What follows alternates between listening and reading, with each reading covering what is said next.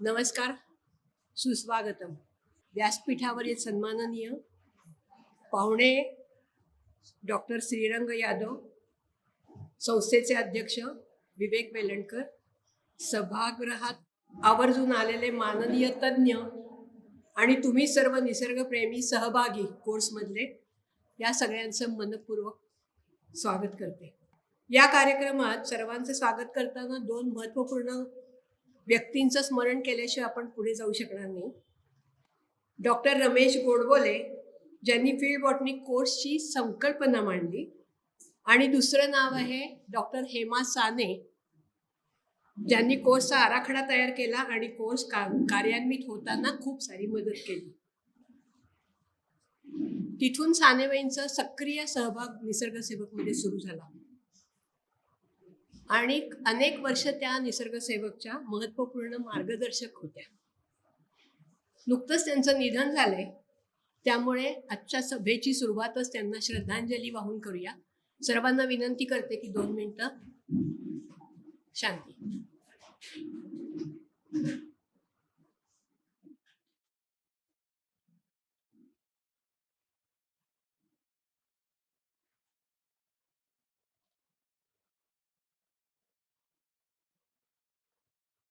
Field botany कोर्सच्या निमित्ताने madam निसर्ग संस्थेशी जवळून ओढल्या गेल्या किंवा जोडल्या गेल्या.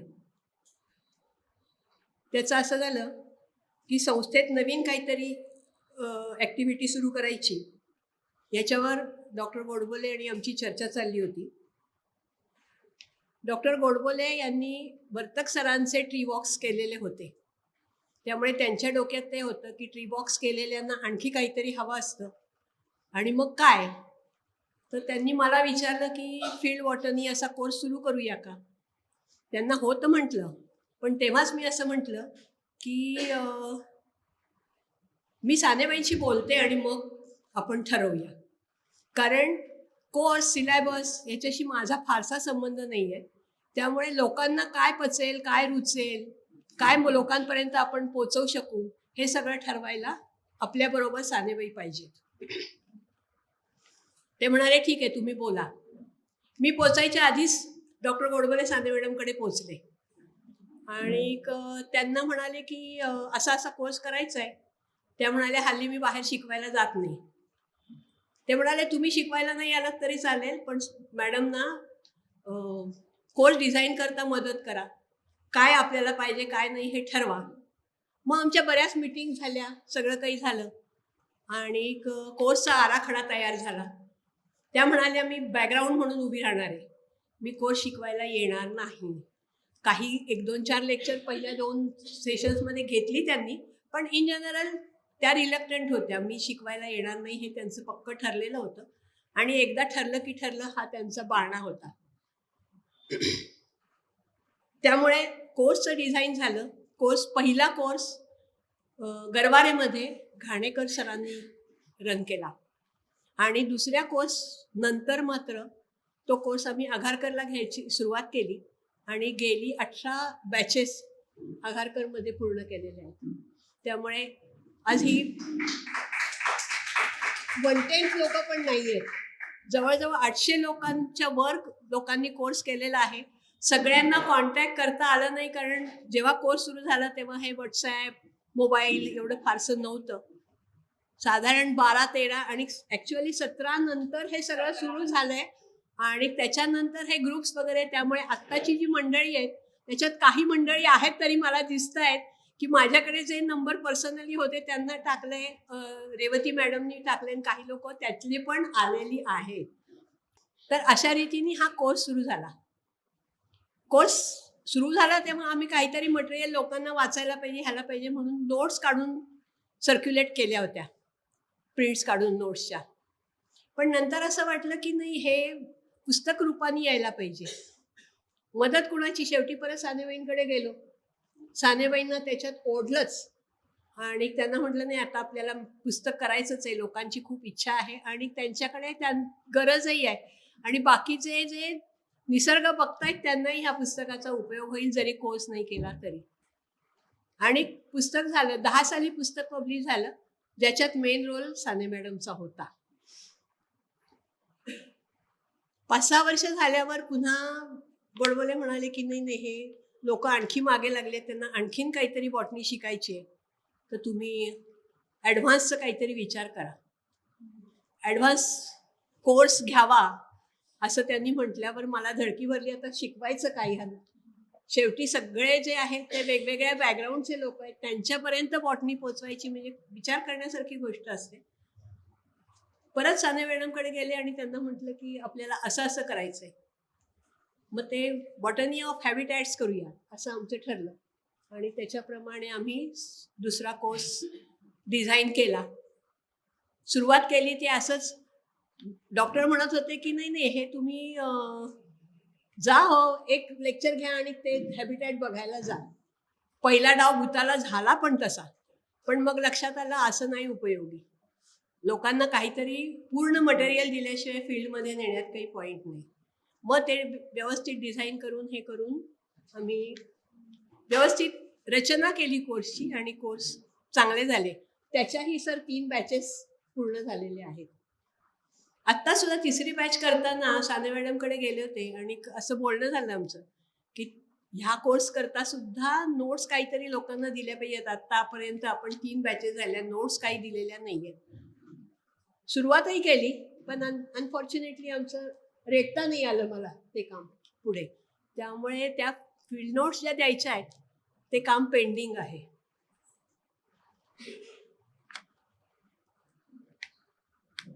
पुस्तक जेव्हा तयार झालं तेव्हा पुस्तक हातात आल्यावर सुद्धा मॅडमच्या हातात पुस्तक गेलं. पहिल्याच दिवशी त्यांनी भराभरा चाळलं आणि मला बोलावून घेतलं. मला म्हणाल्या ह्याच्यात काही त्रुटी राहिल्या बरं का आपल्या. त्यांनी लगेच खुणा करून दिल्या, त्रुटी दुरुस्त केल्या पाहिजेत म्हणाल्या. म्हटलं आता पुस्तकं छापून पार सगळी तयार झाली, पण नंतर प्रत्येक बॅचला आम्ही त्या पुस्तकातल्या त्रुटी सांगून की ह्या दुरुस्त्या राहिल्या आहेत बरं का, ह्या दुरुस्त्या करा आणि पुस्तक वापरा. आणि ह्या साने मॅडमच्या सूचना वारंवार ज्या होत होत्या त्याचा आम्हाला उपयोग होत होता. निसर्ग सेवेबरोबर आणखी जोडायचं काम साने मॅडमचं म्हणजे आपले जे विशेषांक निघतात त्याच्यामध्ये प्लॅन बेस्ड जे विशेषांक आहेत त्याच्याकरता सुद्धा साने मॅडमची खूप मदत झाली. लेखन तर करायचे असते वेगवेगळ्या अंकांमध्ये, पण विशेषांकाकरता खास त्यांची मदत झाली.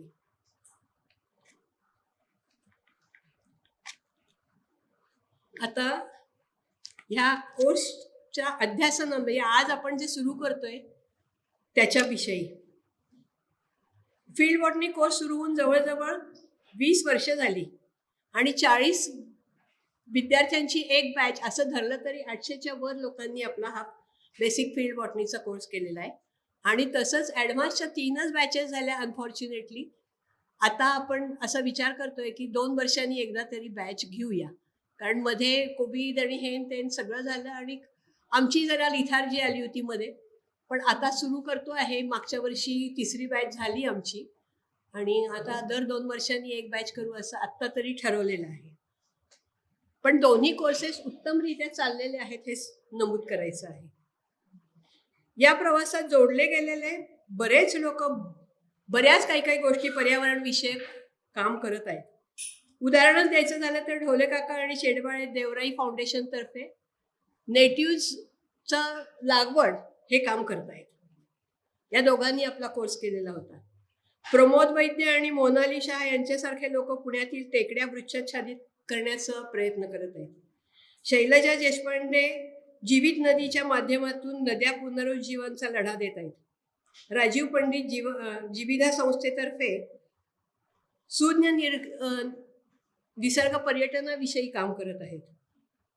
संजीव जगताप दुर्मिळ वृक्ष संगोपनाचं काम करत आहेत. तर बरेच लोक वनस्पतींचा अभ्यास चालू ठेवून वृक्ष परिचय कार्यक्रम किंवा वेगवेगळ्या प्रोजेक्टला आवश्यक वनस्पतींची माहिती पुरवण्याचं काम करत आहेत. म्हणजे जो कोर्स केलाय त्याचा उपयोग होतोय असं आमच्या लक्षात आलेलं आहे. पण तरी सुद्धा कसं विखुरलेलं आहे, त्यामुळे आम्हाला असं वाटत होतं की सर्वांना एकत्र करून आणखी पुढे काही जाता येईल का, एकमेकांना मदत होईल का, ह्या दृष्टिकोनातनं आज आपण हा कार्यक्रम ठरवलेला आहे. सर्व माजी विद्यार्थ्यांना एकत्र आणून काम करीत असलेल्या लोकांचं कौतुक करावं, त्यांच्या अभ्यासातल्या अनुभवाची, विचारांची देवाणघेवाण व्हावी आणि निसर्ग संरक्षण संवर्धन यशस्वी व्हावे या उद्देशाने आजच्या अध्यासनाचं काम हाती घेतलेलं आहे. याच्या अंतर्गत काही चर्चासत्र, सर्वांना जास्तीत जास्त वनस्पतींचं जग कळावं म्हणून चांगल्या शास्त्रज्ञांची व्याख्यानं आणि महत्त्वाचे म्हणजे सर्वांनी एकत्र येऊन 1 किंवा 2 वेळा फील्डवर जावं, जे सगळ्यांना खूप आवडतं. असा साधारण ह्या अध्यासनाचा कार्यक्रम असणार आहे. सर्वच विद्यार्थ्यांकरता हा खुला मंच आहे आणि त्यात तुमच्या सर्वांचा सक्रिय सहभाग अपेक्षित आहे. थोडक्यात जगन्नाथाचा रथ मांडलेला आहे आणि तो रथ तुम्ही सर्वांनी ओढावा अशी मी अपेक्षा करते.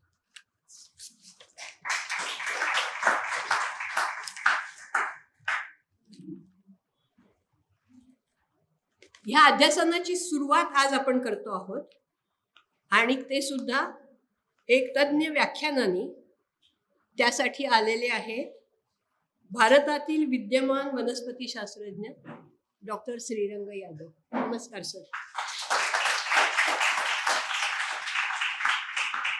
जे निसर्गात आहेत, भटकंती करतात, झाडझाडोऱ्यात रमतात, त्यांना डॉक्टर यादव माहीत आहेत असं माहीत नाहीत असं होणारच नाही. सॉरी. तर आपण तर निसर्ग सेवक संस्थेचे सभासद आणि फील्ड बॉटनीचे कोर्स केलेले रसिक आहात. त्यामुळे तुम्हाला सरांच्या अभ्यासातून, पुस्तकातून परिचय आहेच. आपल्यापैकी काही मंडळी सरांना भेटलेली पण आहेत. तरी पण सरांच्या गौरवशाली कामाचा थोडक्यात परिचय करून देणं हे मी कर्तव्य समजते. ज्या काळात टॅक्सॉनॉमी हा विषयाचा टॅक्स ऑन मी अशी हेटाळणी होत होती, त्या काळात सरांनी काम सुरू केलं टॅक्सॉनॉमीचं. आणि ते आज आंतरराष्ट्रीय कीर्तीचे शास्त्रज्ञ बनलेले आहेत. आमच्या वर्तक सरांचे एक हौशी फील्ड बॉटनिस्ट मित्र होते, जस्टिस पटवर्धन. ते म्हणत 2 भक्कम पाय आणि 1 छोटीशी लेन्स या एवढ्याशा सामग्रीवर वनस्पतींचं जग पादाक्रांत करता येतं. त्या उक्तीला मी थोडीशी पुष्टी जोडते आणि वनस्पतींचं वेगळेपण जाणण्याकरता 3रा डोळा म्हणजे वेगळी नजर असणं आवश्यक असतं आणि हे काम यादव सरांनी करून दाखवलेलं आहे. सर प्रोफेसर असल्यामुळे शिकवण्याचं काम सांभाळून गेली 30-40 वर्ष अविरत भटकंतीतून सरांनी महाराष्ट्राच्या भूमीतून 74 नवीन स्पीसीजचा शोध लावलेला आहे आणि एक नवीन फॅमिली पण शोधलेली आहे.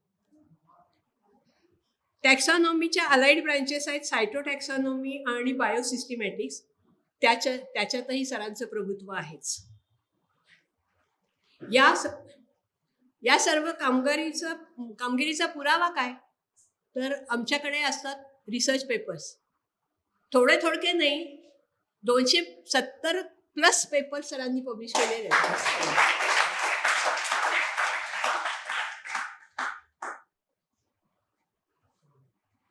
या त्यांच्या कामाचा गौरव म्हणून त्यांना अनेक राष्ट्रीय व आंतरराष्ट्रीय फेलोशिप्स आणि पुरस्कार प्रदान झालेले आहेत. टॅक्सॉनॉमीच्या कामाबरोबर सरांचे आणखीन एक महत्त्वाचे योगदान म्हणजे संकटग्रस्त आणि अतिसंकटग्रस्त वनस्पतींचं संवर्धन. त्या नुसत्या बोटॅनिकल गार्डनमध्ये वाढवून नाही बघितल्या, तर त्या वनस्पतींच्या त्यांच्या अधिवासात नेऊन त्यांचं रोपण केलं. हे त्यांचं महत्त्वाचं कॉन्ट्रीब्युशन आहे. या कामाचं महत्त्वपूर्ण अंग बोटॅनिकल गार्डन असायलाच पाहिजे आणि त्यांनी बोटॅनिकल गार्डन जे प्रस्थापित केलं, त्या बोटॅनिकल गार्डनला आज भारतातला लीड गार्डनचा दर्जा मिळालेला आहे. फ्लोरिस्टिक्स मधलं योगदान आणि त्यांनी घेतलेलं ग्रासवरचं वर्कशॉप यामुळे अनेक विद्यार्थी त्यांच्याकडे ओढले गेले. सरांनी एकला चलो रे असं काम नाही केलं. प्रोफेसर असल्यामुळे विद्यार्थ्यांना बरोबर घेऊन काम केलं. त्यांनी MPhil आणि PhD मिळून जवळजवळ 40 विद्यार्थ्यांना ट्रेन केलेलं आहे टॅक्सॉनॉमीमध्ये. आणि सांगायची गोष्ट म्हणजे हे सर्व विद्यार्थी आज फील्डमध्ये काम करणारे बनलेले आहेत. त्यामुळे मध्ये एक काळ असा आला होता की टॅक्सॉनॉमी संकटग्रस्त झालेली आहे की काय, पण या सगळ्या विद्यार्थ्यांनी दाखवून दिलेलं आहे नाही, हे सायन्स पुढे चालू राहणार. आणि त्यामुळे टॅक्सॉनॉमीला उलट ऊर्जितावस्था आली आणि आज मोठ्या प्रमाणात टॅक्सॉनॉमीचं काम चालू आहे सर्व ठिकाणी. निवृत्तीनंतर सरांची शोध सफर थांबलेली नाहीये, तर उलट म्हणेन मी की सेकंड इनिंग जास्त जोरात सुरू आहे. निवृत्तीला जवळजवळ एक टप व्हायला आलं तरी आजही सर सातत्याने अभ्यास भ्रमंती करत आहेत. आपण सर्वच जण या वारीत सामील झालेले वारकरी आहोत, हौशी वारकरी म्हणूया आपण. आपल्या अभ्यासक्रमात गवताची फॅमिली, पोएसी आणि ॲडव्हान्स कोर्समध्ये ग्रासलँड आदिवासाची आणि त्यातल्या गवत वैविध्याची आणि सौंदर्याची ओळख त्यांच्याच विद्यार्थिनी प्रीती कोरे आणि राणी भगत या आपल्याला करून देत आलेल्या आहेत. आपल्या कोर्समध्ये त्यांची लेक्चर्स तुम्ही ऐकलेली आहेत आणि त्यातनं तुम्हाला कल्पना आहे ग्रास डायव्हर्सिटी काय असते. पण त्यांच्या गुरूंकडनं वेगळं ऐकणं हे वैशिष्ट्यपूर्ण आहे. आणि आज सर आपल्याकरता मुद्दाम कोल्हापूरहून आलेले आहेत आणि आपल्याला ते लेक्चर देणार आहेत. म्हणजे हे खरं तर आपल्याकरता पर्वणी आहे असं आज आपण म्हणूया. मग सरांकडनं ऐकूया कुरणे आणि गवतांचे वैविध्य. तत्पूर्वी मी वेलणकर सरांना सांगते की त्यांनी छोटासा ब्रेक देऊन सत्कार करावा.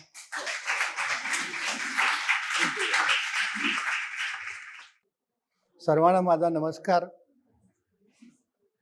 मला कोल्हापूरवरून इथं बोलवलं आणि मला जे काही थोडंफार माहीत आहे ते बोलण्याची संधी दिली त्याबद्दल मी घाटे मॅडमचा आभारी आहे. मानवाचं खरं भांडवल काय? रुपये, संपत्ती, पावर. खरं भांडवल काय मानवाचं? खरं सुख काय? त्यावेळेला एकच मला कळालंय जीवनामध्ये माझ्या की जोपर्यंत माझं पोट भरलेलं नाही तोपर्यंत सगळं शून्य आहे. जोपर्यंत माझी प्रकृती सुदृढ नाही तोपर्यंत सगळं शून्य आहे. आणि मला जिवंत राहायचं असलं तर मला ऑक्सिजन घ्यावाच लागेल. म्हणजे माझं पोट, माझी प्रकृती आणि माझा श्वास आणि राहतं फक्त पाणी, या 4 गोष्टी जर मानवाकडे असतील तर मानव कुठंही आनंदी राहू शकतो. अनफॉर्च्युनेटली आजच्या जगात ही जी चढाओढ आहे त्या चढाओढीत आपण सगळेच ओढलेलो आहोत. आणि खरं what is the real capital of human being असं जर तुम्ही विचारलं मला तर मी त्याचं उत्तर एकच देईन. Biological material is the real capital of human being. No other capital is that important.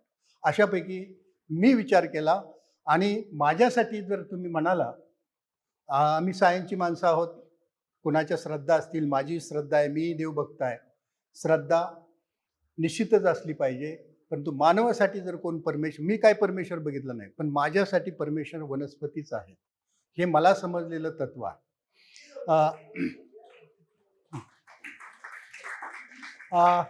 आज तुम्ही मला गवतार लेक्चर द्यायला सांगितले, grasses and grass diversity of Maharashtra. मी ज्या वेळेला शिवाजी विद्यापीठात 85 साली जॉईन झालो, एका माणसाला एक ग्रास येत नव्हतं. आम्ही बॉटनीचे प्राध्यापक, आम्ही म्हणायचो ह्या गवताला ए लिही, बी लिही, सी लिही, डी लिही. तो विद्यार्थी ए बी सी डी लिहायचा, नावं कधीच सांगितली नाही. अरे गवत कोणच ओळखतच नव्हतं. पहिला PhDचा विद्यार्थी मी गवतावर घेतला, कारण मला अवघड कामं करणं आवडतं. CB साळुंके म्हणून आहेत, त्यांनी पहिलं गवतावर काम केलं, grasses of south western Maharashtra. मला एवढं माहिती होतं की सर्व विद्यार्थ्यांना अडचण काय आहे, गवतं ओळखायची. म्हणून मला वाटतं 10 वर्ष आपण काम केलं आणि we brought a book, know your grass genera through hand lens. ते पुस्तक एवढं फेमस झालं, अनेक विद्यापीठामध्ये, अनेक स्टेटमध्ये विद्यार्थ्यांनी ग्रासेस ऑफ दॅट स्टेट और दॅट डिस्ट्रिक्ट घेतलं आणि असे अनेक विद्यार्थ्यांनी ग्रासेसमध्ये काम केलं, सुरू केलं आणि त्यांना PhD मिळाल्या. ते पुढेही काम करतायत. तदनंतर जे वर्कशॉप घेतलं होतं तुम्ही म्हणताय कोल्हापूरला, मी ग्रासेस, एक साधारणतः मला 6 दिवस द्या, तुमच्यापैकी प्रत्येक जण प्रत्येक जिनस ओळखेल, ही मी तुम्हाला गॅरंटी देतो. ओके, फक्त मला 6 दिवस लागतील ट्रेन करायला. सरांना मी हो म्हटलेलं आहे आणि तुम्ही सगळे तयार आहात. तर एक विद्यार्थी, आपल्या याचं काय नाव त्याचं, मिलिंद सर, तो ग्रासमॅन ऑफ इंडिया, हे ग्रासलँड तयार करायच्या फॉरेस्ट डिपार्टमेंटमध्ये. हां काय, हां मुरटकर, तो माझ्याकडे आला. त्यानं गवताचं 6 दिवसाचं ट्रेनिंग घेतलं आणि नाव he is a grassman of India. अख्ख्या भारतातल्या वाईल्ड लाईफ सँच्युरीमध्ये ग्रासलँड डेव्हलप करायचे असेल तर तो करतो. त्यांनी प्रॅक्टिकली ते हे केलं. म्हणजे याचा फायदा कसा होतो लोकांना याच्याबद्दल मला सांगायचं आहे. आणि मॅडमनी जे कार्य केलंय बॉटनी, आम्ही बॉटनी खूप शिकतो, पण बॉटनी घेतल्यानंतर बॉटनी लोकांच्यापर्यंत किती पोहोचवली हे नाही. लेक्चर घेतलं, प्रॅक्टिकल घेतलं, घरी गेलं, भजी खाल्ली, झोपलो. ते न करता काहीतरी केलं, करतायत आणि त्याचा मला खूप आनंद आहे. म्हणजे मॅडमनी पुढे नेलेला आहे. मलाही कधीतरी खंत वाटते कोल्हापुरात मी असं काही फारसं करू शकलो नाही, परंतु लोकांच्यापर्यंत बॉटनीचं महत्त्व गेलं पाहिजे. ओके, आज मॅडमने नाव माझं सांगितलंच तुम्हाला. हां, श्रीकृष्ण यादवच होते मला वाटतं. आणि गाई म्हैशीच पाळत होते, कुरणातच चारत होते आणि बांबूची बासरीच वाजवत होते, राईट. आणि माझंही नाव श्रीरंगच आहे आणि मीच गवतावर लेक्चर देतोय. तर grasslands and grass diversity of Maharashtra असा जो टॉपिक आहे मित्र, गवताचं महत्त्व मी फार सांगत बसणार नाही. I will go fast. It is म्हणजे फार मोठं लेक्चर आहे ते. तर मानवाच्या 80% गरजा, रिमेंबर, बाकी सगळे ट्रीज वगैरे आहेत, वृक्षवेली, माणसाच्या 80% गरजा गवतातून येतात. Do you believe? 80% मानवाच्या गरजा गवतातून येतात. आणि सगळ्यात बायोलॉजिकल मटेरियल, बायो रिसोर्स कुठला मोठा असेल जर आपला खरंच प्रोग्रेस, दॅट इज ग्रासेस. आता गवतावर किती कामं करतात सांगा बरं. बाकी सगळ्या ह्याच्यावर कामं आहेत, परंतु गवतावर कामं फार कमी आहेत. आमचं कोल्हापूर पहिलवान, कोल्हापूरचं दूध, कोल्हापूरचं चप्पल, कोल्हापूरचं मटण, ह्या सगळ्याला कारणीभूत कोण आहे माहिती आहे का? आजूबाजूच्या ग्रासलँड. आम्ही आपलं क्रेडिट घेतो, आम्ही कोल्हापूर मोठं केलं. कोल्हापूर मोठं केलं असेल तर त्या आजूबाजूच्या ग्रासलँड, ही reality. I mean they have actually moulded civilisations of human being. ग्रासलँडमध्येच आपण वस्ती करून राहतो. तर हे मी आज फास्ट जाईन थोडासा, नाही कळालं माझं प्रेझेंटेशन मी PDF फाईल मॅडमकडे देणार आहे. That will be given to all of you.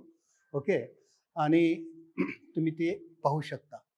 हे बांबूचे आर्टिकल्स, मी याला गेलो होतो आसामला आणि तिथं पाहिली किती प्रकारचे आर्टिकल बनवू शकतात लोक. आर्टिकल तुम्ही फोटो घ्यायची गरजच नाही, हे प्रेझेंटेशनच तुम्हाला मिळणार आहे. सो नो प्रॉब्लेम, डोंट वरी.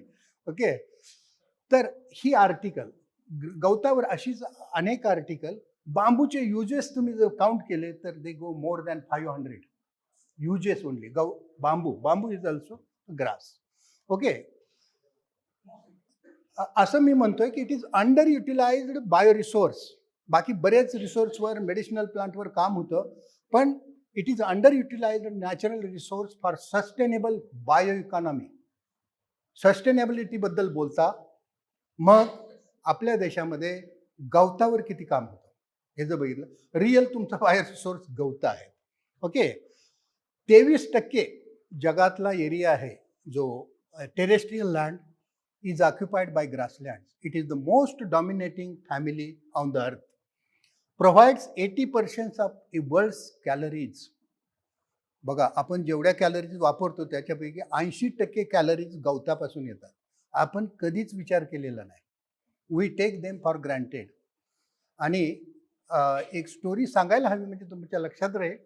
एक फॉरेस्ट डिपार्टमेंटनं, सेंट्रल गव्हर्नमेंटने एक मीटिंग घेतली होती नागपूरमध्ये आणि तिथं म्हणाले की पुढच्या पंचवार्षिक योजनेत कोणत्या विषयावर रिसर्च व्हावा आणि त्याच्यासाठी पैसे द्यावेत. सगळ्यांनी कोणी काय सांगितलं, कोणी ऑर्किड सांगितलं, कोणी वाघ सांगितला, कोणी सिंह सांगितला, काय काय सांगितलं. मी उठून म्हटलं की गवतावर काहीतरी रिसर्च व्हायला पाहिजे. त्यावेळेला सगळे मंडळी माझ्याकडे बघून हसायला लागले, की गवतावर काय बोलताय. त्या दिवशी मी त्यांना सांगितलं की what is the importance of grasses. आणि आत्ताचे जे आहे ना फॉरेस्ट डिपार्टमेंटचे ग्रासलँड डेव्हलप, अरे वाघ वाचवायचा आहे, गवतं पहिली वाचव, तरच हार्बीवर, तरच ग्रास. ते त्यावेळेला मी केलेली स्टेटमेंट आहे. ओके. सो एनिवे, आता ते जागे झालेत आणि ग्रासलँड डेव्हलप करतायत. ओके. शिवाजी विद्यापीठ, त्याला ग्रीन गोल्ड ऑफ अर्थ म्हटलेलं आहे. हे शब्द आहेत ते माझे नाहीत, मोठ्या ऑथरनी लिहिलेले आहेत. Green gold of earth. त्या मेंढपाळाला सगळ्यात मोठं काय, गवतच. आणि आपला देश तर असाच आहे की हा सगळा शेतकरी वर्ग आणि ट्रायबल पीपल यांचाच आहे. Grassland is their major bio resource, major source. दूध डेअरी, कोल्हापूरची दूध डेअरी और आपल्या ज्या आनंद दूध डेअरी ह्या सगळ्या फेमस आहेत only because of grasses. Okay. आज मटन आणि तुमचं ते पांढरा रस्सा, तांबडा रस्सा, हे सगळं जे काय आहे ते गवतामुळं आहे. आता आपल्याला गवताची साधारणतः किती आहेत? It is one of the largest families of अँजिओस्पर्म्स. 768 genre आणि साधारणतः 12,000 species.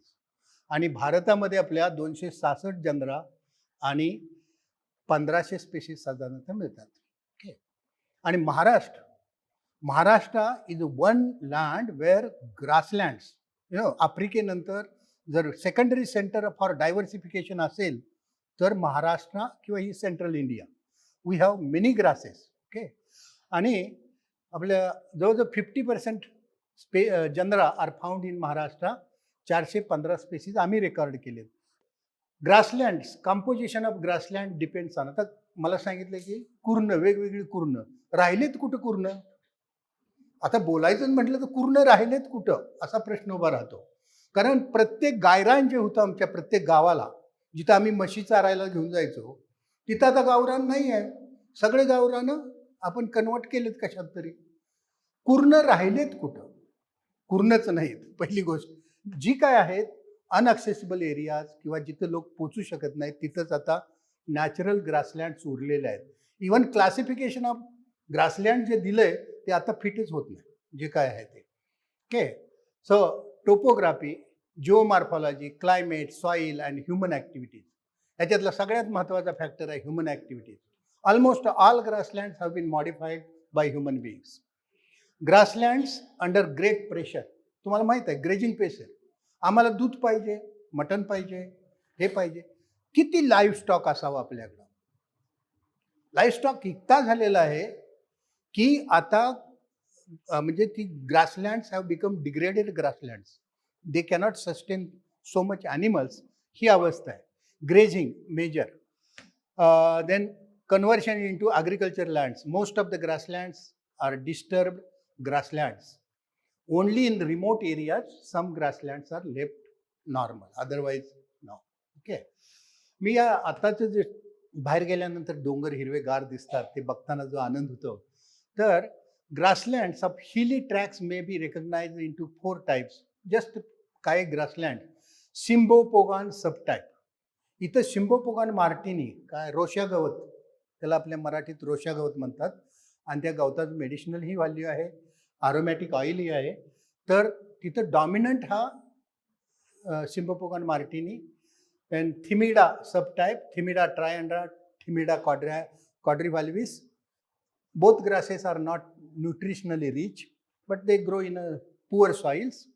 Then heteropogon subtype, heteropogon contractus, कुसळी गवत. आणि Pseudanthristia subtype, Pseudanthristia hystroclita, Ichimum indicum. These are 4 types which are recorded for Maharashtra. But I don't find now all grasslands are disturbed. आता दुसरे जे grass आहे, महाराष्ट्राचं वैशिष्ट्य, गवतावर आम्ही गेली 20 वर्ष काम केलंय, मुलांनी खूप सुंदर काम केलंय.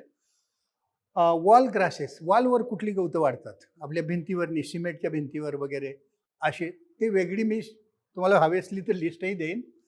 Then wasteland grasses, aquatic and wetland grasses rocky substratum, grasses of cultivated fields वगैरे हे जे काय आहेत forest grasses of stream and river beds, grasses of sandy seashore. हे बघा स्ट्रीम बेड आपल्यातलंच फोटो आहेत, रिव्हर बेडचे कृष्णा वगैरे असे. तर याच्यात वाढणारी गवतं. आजच मला एका एक्सपर्टने विचारलं जे म्हणजे की रिव्हर आपले आहेत, रिव्हरचे बँक स्टॅबिलाइज करायचे आहेत, तर what grasses we should grow. Okay, आता हे गवतं सांगणारा ज्यानं कुणी अभ्यास केलाय 15-20 वर्ष तेच सांगू शकतात.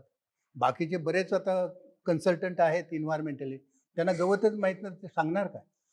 तर मी त्याच्यावर विचार करत होतो की व्हॉट आर द ग्रासेस, ज्या रिव्हर आम्हाला आता बँक्स स्टॅबिलाइज करायचं आहे तिथं काय लावावं आहे. मला वाटतं पुण्याच्या कुठेतरी जवळपास कुठल्या तरी रिव्हरच्या बाजूला 1 किलोमीटरचा ट्रॅक केला, यावर्षी धुवून गेला.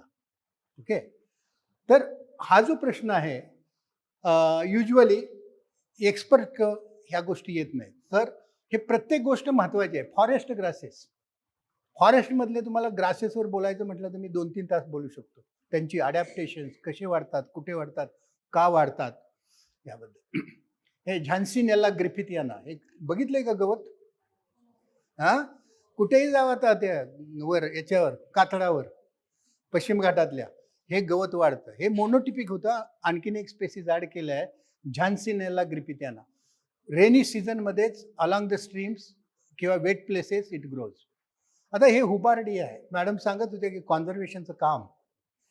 हुबार्डिया हेप्टॅन्युरॉन आणि हुबार्डिया डायंड्रा, दिस इज हेप्टॅन्युरॉन. ही गवत आपल्या जोग फॉलला शेजविकनं 1890 साली काहीतरी गोळा केलं होतं. तदनंतर it was declared as a extinct, फक्त तिथून केलं होतं. आता हा सेपरेट ट्राईब आहे ग्रामिणीमध्ये, गवतामध्ये वेगळा. आता तुम्ही म्हणाले याचं महत्त्व काय?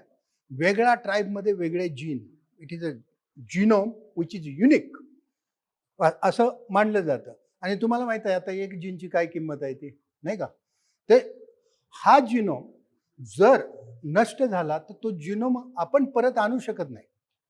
कितीही आम्ही विद्वान असो, मग आमच्यापैकी कितीही केमिकल, किती ते काय इक्विपमेंट असो, we cannot create genome of any plant. Only we can save. आपण फक्त वाचवू शकतो, आपण त्याला क्रिएट करू शकत नाही. आता तरी सध्या तरी हीच परिस्थिती आहे. मग असं असताना हा जीनोम नष्ट होण्याच्या मार्गावर होतो. तर मी गेलो मी DBTला प्रोजेक्ट सबमिट केला. म्हटलं I want to conserve this grass, restoration of this grass. तर एका विद्वानाने विचारलं ह्या गवताचा उपयोग काय? विद्वान म्हणजे खूप मोठे माणसं. विचारलं मला या गवताचा उपयोग काय? मी त्यांना ताडकन म्हटलं तुमचा उपयोग काय? हे बोलण्याची हिंमत असली काय? I was attached that much. Once it is lost forever. आणि to my luck project was sanction. कमिटीतल्या मेंबरला असं बोलून सुद्धा सँक्शन झाला होता. आणि we propagated and we have restored it in western Ghat. तुम्हाला आता 100 ठिकाणी 25 घाटात मोर दॅन 10,000 प्लांट दाखवतो. That is the achievement. म्हणजे एक गवत वाचवलं याचा आनंद आमच्या विद्यार्थ्यांना आम्हाला आहे. तर हे ते गवत, आणि हे कुठं वाढतं तुम्ही बघितलं सा, असं ड्रिपिंग रॉकवर, जिथं ना सॉईल आहे ना काय आहे, ते ड्रिपिंग रॉकवर वाढतं. आणि restoration was not easy job. तर दॅट हॅज बीन डन. नेसिथिया वेलकॅम्पी, आता हे गवत आपल्या कास पठारावर किंवा मावशीचं पठार म्हणतो आम्ही, त्या पठारावर पहिल्यांदा आम्ही रेकॉर्ड केलं. सी दिस ग्रास, एवढं सुंदर ग्रास, पण इट वॉज नॉट रेकॉर्डेड. तर फॉडर म्हणून ते उपयोग होऊ शकतं. आता गवताचं फक्त मी I will go fast. Grasses and food, सगळं फूड गवतातनंच येतं. Grasses and fodder, meat, milk. पोराला विचारत दूध कुठून येतं, तो निश्चित सांगतो म्हैस गाय देते. म्हैस गायला गवतच घालावं लागतं. तर फॉडर व्हेरी इम्पॉर्टंट ॲस्पेक्ट. आपण आपल्या फूड ग्रेनबद्दल एवढं बोलतो, whether we have cared for fodder of animals, we have not. Grasses and cover, soil erosion. सॉईलची किंमत तुम्हाला सर्वांनाच माहीत आहे. अख्ख्या जगातलं जर त्याचा इकॉलॉजिकल व्हॅल्यू पाहिला तर it goes in, I mean we can't count. Soil cover, okay, soil conservation, restoration, grasses and restoration. Professor Babu, who is working in Delhi, he has established Arauli Biodiversity Park आणि Yamuna biodiversity park. आता त्यांनी जवळजवळ 10 park उभ्या केल्या. And first thing which he used to restore that degraded ecosystem was grass. पहिल्यांदा त्यांनी गवतं लावली आणि मग बाकीचं इंट्रोड्यूस केलं आणि ही इज सक्सेसफुल. सो रिस्टोरेशनमध्ये सगळ्यात महत्त्वाचं काय असेल तर ग्रासेस. हे आमच्या फॉरेस्टच्या लोकांना कळेल. आमच्या लोकांना म्हणजे त्यांना मी दोष देत नाही. They have never undergone these studies. Restoration, wildlife, grasses and wildlife. वाघ वाचवायचा असला गवतं वाचवा, right. Grasses and bio remediation.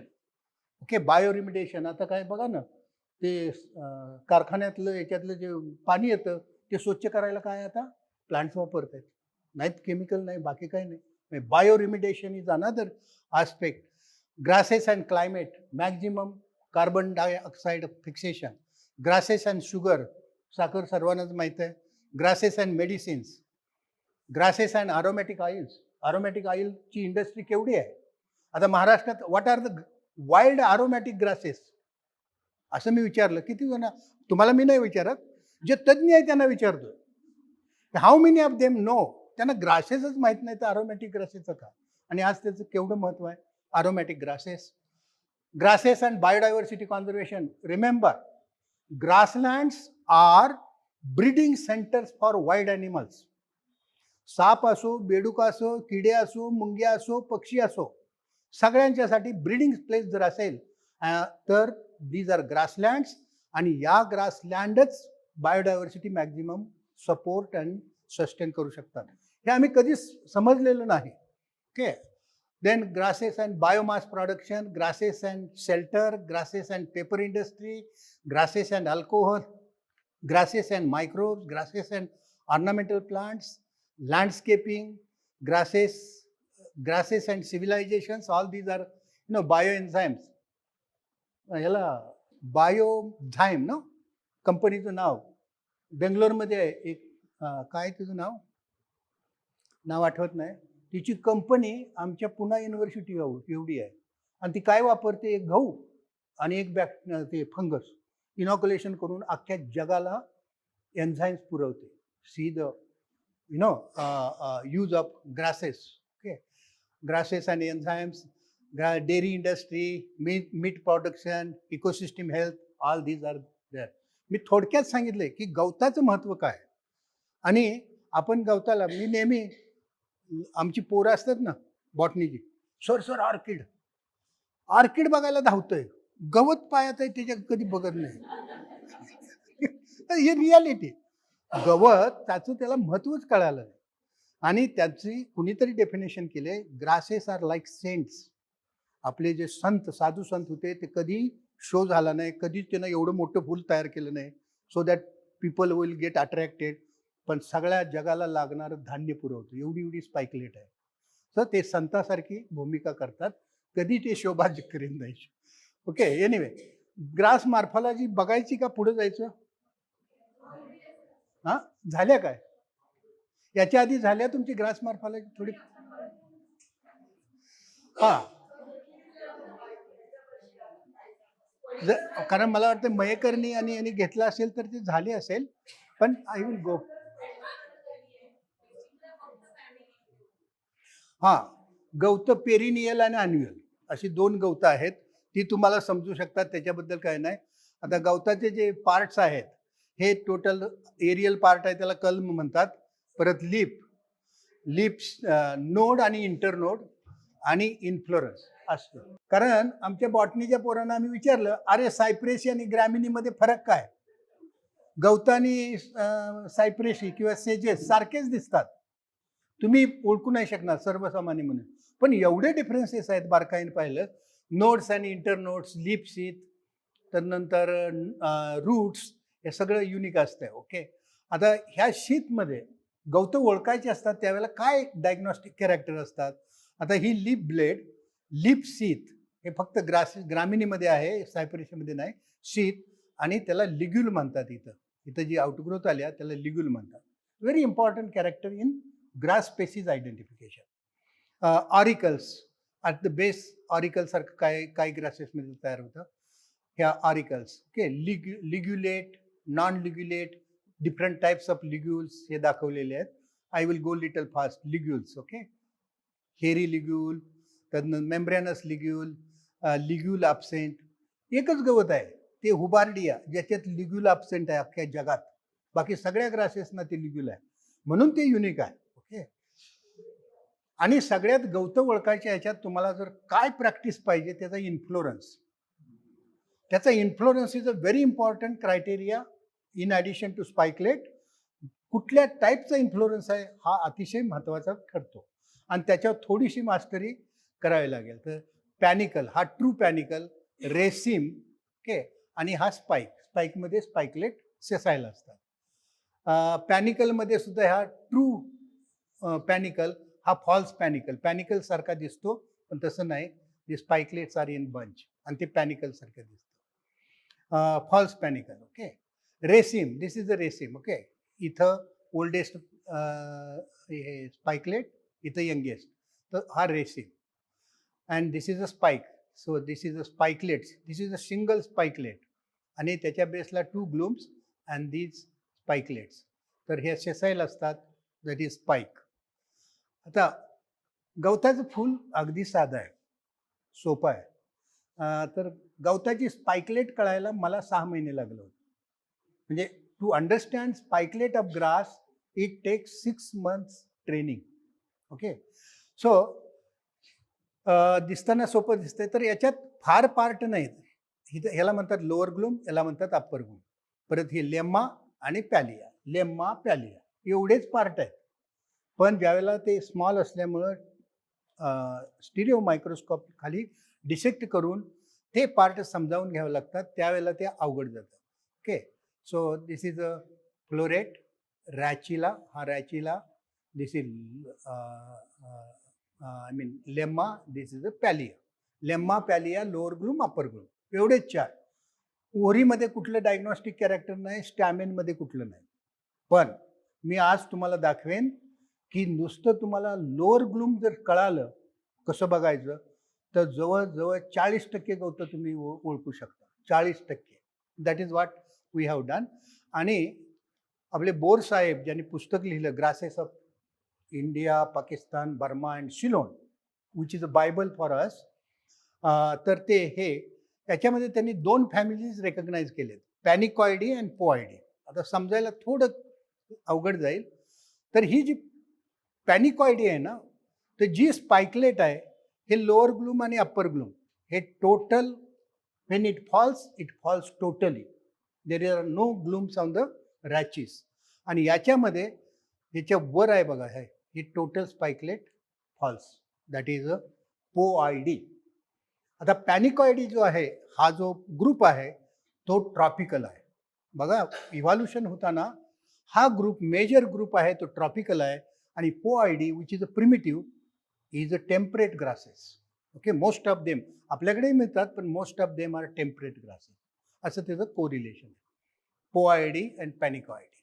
Okay, so already मी तुम्हाला एक्सप्लेन केलेलं आहे. पोआयडीमध्ये स्पाइकलेट 2 फ्लावर्ड असते, याच्यामध्ये मेनी फ्लावर्ड असते, राईट. सो एनिवे, आणि तदनंतर Panicoideae is divided into Andropogoneae, Paniceae, Maydeae, आणि त्याच्यामध्ये हे जंद्रा आहेत, some representative genera. Just I want to show you, right. And this is a Pooideae which is directly divided into tribes. तर असं त्याचं classification आहे. एनिवे, त्याच्यात आपल्याला काही फारसं जायचं कारण नाही. Grasses, identification of grasses is not that difficult as it is suppose. Okay, you can see दिस. तुम्ही सांगा या फोटोग्राफकडे, आणि तुमच्याकडे छोटा लेन्स, मॅडमनी सांगितलं 3रा डोळा. माझं जे भांडवल आहे किंवा मोठा इक्विपमेंट, 100-125 रुपयेचा लेन्स, त्याच्यावर केलेलं काम आहे, आणि त्याच्यावर टेक्सॉनॉमीमध्ये खूप चांगलं काम करू शकता. आता तुम्ही सांगा, हे जर तुम्ही बघितलं एकदा, काय जंबल होण्याचं कारण आहे का तुम्हाला? फक्त एकदा तुम्हाला सांगायला पाहिजे how to see it, right. आता बघा, इट विल टेक टाइम. कुठल्या स्पाइकलेटमध्ये तुम्हाला प्रॉब्लेम येईल? इथं बघा, all genera have written here. मी काय डिटेल्समध्ये जात नाही. Every spikelet is unique. आणि see the lower glume. This is the lower glume. You can see this lower glume. Each lower glume आणि त्याच्या characteristics. So unique. It is a minor beauty. You have to go close to see it. ते काय गुलाबाच्या फुलासारखं मोठं दिसत नाही ना.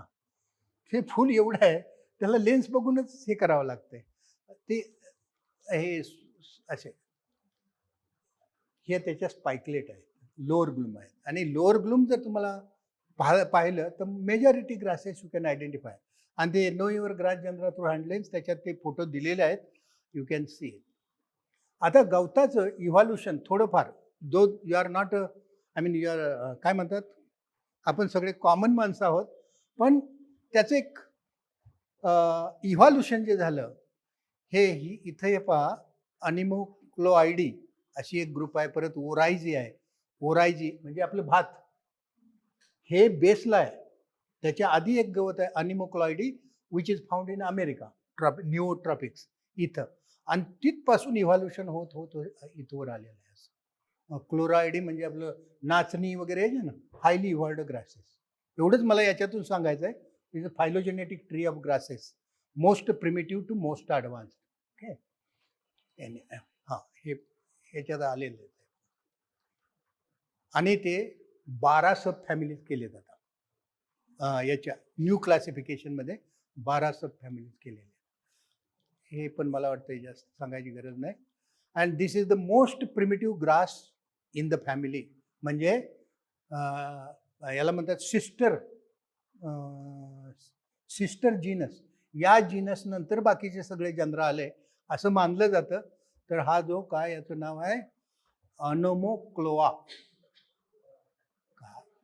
मरांटोआयडा idea. तर हे मोस्ट प्रिमिटिव्ह आहे, त्याच्याशी काय आपण जाणार नाहोत. आता भाताबद्दल तुम्ही जर कुठल्याही भात खाचराच्या रानात गेला, जिथे पाणी साठतं, दलदल आहे, तिथे एक गवत मिळतं. त्याचं नाव आहे लिर्सिया हेक्झॅन्ड्रा. ओके, हे लिर्सिया हेक्झॅन्ड्रा त्याचं नाव आहे. आणि it is the closest relative of rice. Okay, अगदी सक्का भाऊ. आता हे मी का सांगतोय की आत्ताचं जे हे आहे wild relative of cultivated plant with climate change, आपल्याला काही जीन आहेत ती इकडून तिकडे ट्रान्सफर करावी लागतील, तेव्हा भात होईल, नाही तर भात व्हायचं नाही. त्याचा वाईल्ड जीन याच्यातनी आहे, लिर्सिया हेक्झॅन्ड्रा. ओके, तो आपल्या इथं मिळतो. सॉरी, काय झालं ना, पुढे जा बाबा. ओके, अगदी भातासारखाच वाटतोय ना, भातासारखा. म्हणजे तो दाखवायला पाहिजे. आणि मॅडम, जर आपण वर्कशॉप घेतलं तर we should take them to field. एका दिवसात 100 गवतं आपण अभ्यास करू. In one day I will tell you 100 grasses. Okay. आणि हे लिर्सिया हेक्झॅन्ड्रा. तदनंतर ओरायझा. आता भात तर काय 1/3 population of world feeds on rice. काय भाताचं वर्णन सांगू तुम्हाला, किंवा महिमा सांगू, काय पोहे, काय इडली, काय काय पदार्थ केले जातात, चिरमुरे, so many things.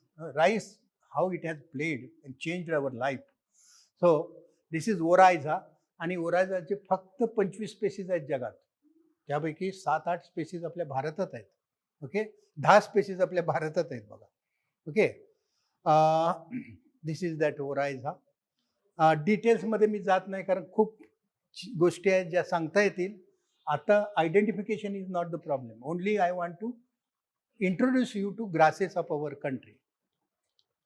Okay, so Oryza rufipogon बघत असाल. आता बाहेर आपण कोकणात बिकणात गेलो, जे वेटलँड्स आहेत त्याच्यात हे बघा असं वाढलेलं असतं. ओरायझा रुपीपोगान, मोस्ट स्टर्डी, डिसीज रेजिस्टंट. त्यातले जीन याच्यात घालायचे आपल्या ओरायझा सटाव्यामध्ये आणि वी कॅन ग्रो. ओरायझा. आता हा ओरायझा आता त्याचं नाव केलं पोर्ट्रेसिया. तर हे जे आहे हा टेट्रॅप्लॉइड आहे. म्हणजे याचे काय महत्त्व असते तुम्हाला माहिती आहे. टेट्रॅप्लॉइड ही is a very salt tolerant. आता डे बाय डे जमिनीत आपण मीठ घालतोयच. तर आता सॉल्ट रेजिस्टंट राईस जर तयार करायचं असलं, these are the genera which will come to our health. Hygroryza त्याच्या जवळचा, हे जे सगळे आहे as per evolution I have arrange. Okay, evolution जसं झालं तसं हायग्रोराज. आता हे गवत ओळखायला अवघड आहे का सांगा? पाण्यात वाढतं, फ्लोटिंग असते, आणि त्याचा जो हे आहे ना पिट्युअल लिप्सित स्पॉन्जी असते आणि ते पाण्यावर तरंगत असते, आणि एकच स्पेसिस आहे त्याच्यात का? अरिस्टॅटा, हायग्रोरायझा अरिस्टॅटा. सब फॅमिली बांबूसॉइड. बांबूसॉइडमध्ये बरेच पुण्यालाही काम होतं. बरेच लोक बांबू मिशन आपल्या देशाची आहे की बांबू कल्टिवेशन बांबूमध्ये मला वाटतं आता बांबू आयडेंटिफाय करणारे फार कमी लोक आहेत. मला वाटतं 2-3च आहेत.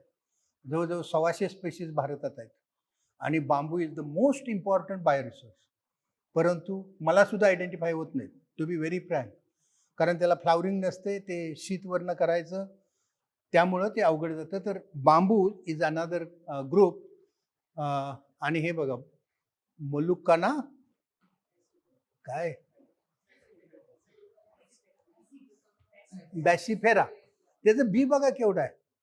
बांबूचं आपल्या गव्हा एवढं बी असते, ह्याचं बी अंडे एवढं आहे, एवढं आहे, म्हणून मी दाखवतोय. तो आसाममध्ये वाढतो. ओके, मलुकाना. तदनंतर गहू जो आहे आपला, गहूचा वाईल्ड रिलेटिव्ह भाऊ, गहू कुठून आला? 3 जिनोम पासून आला, त्यापैकी एजिलॉप्स. ऑफकोर्स हे महाराष्ट्रात मिळत नाही, मी फक्त आपलं दाखवतोय की जीनस म्हणून. हा एजिलॉप्स,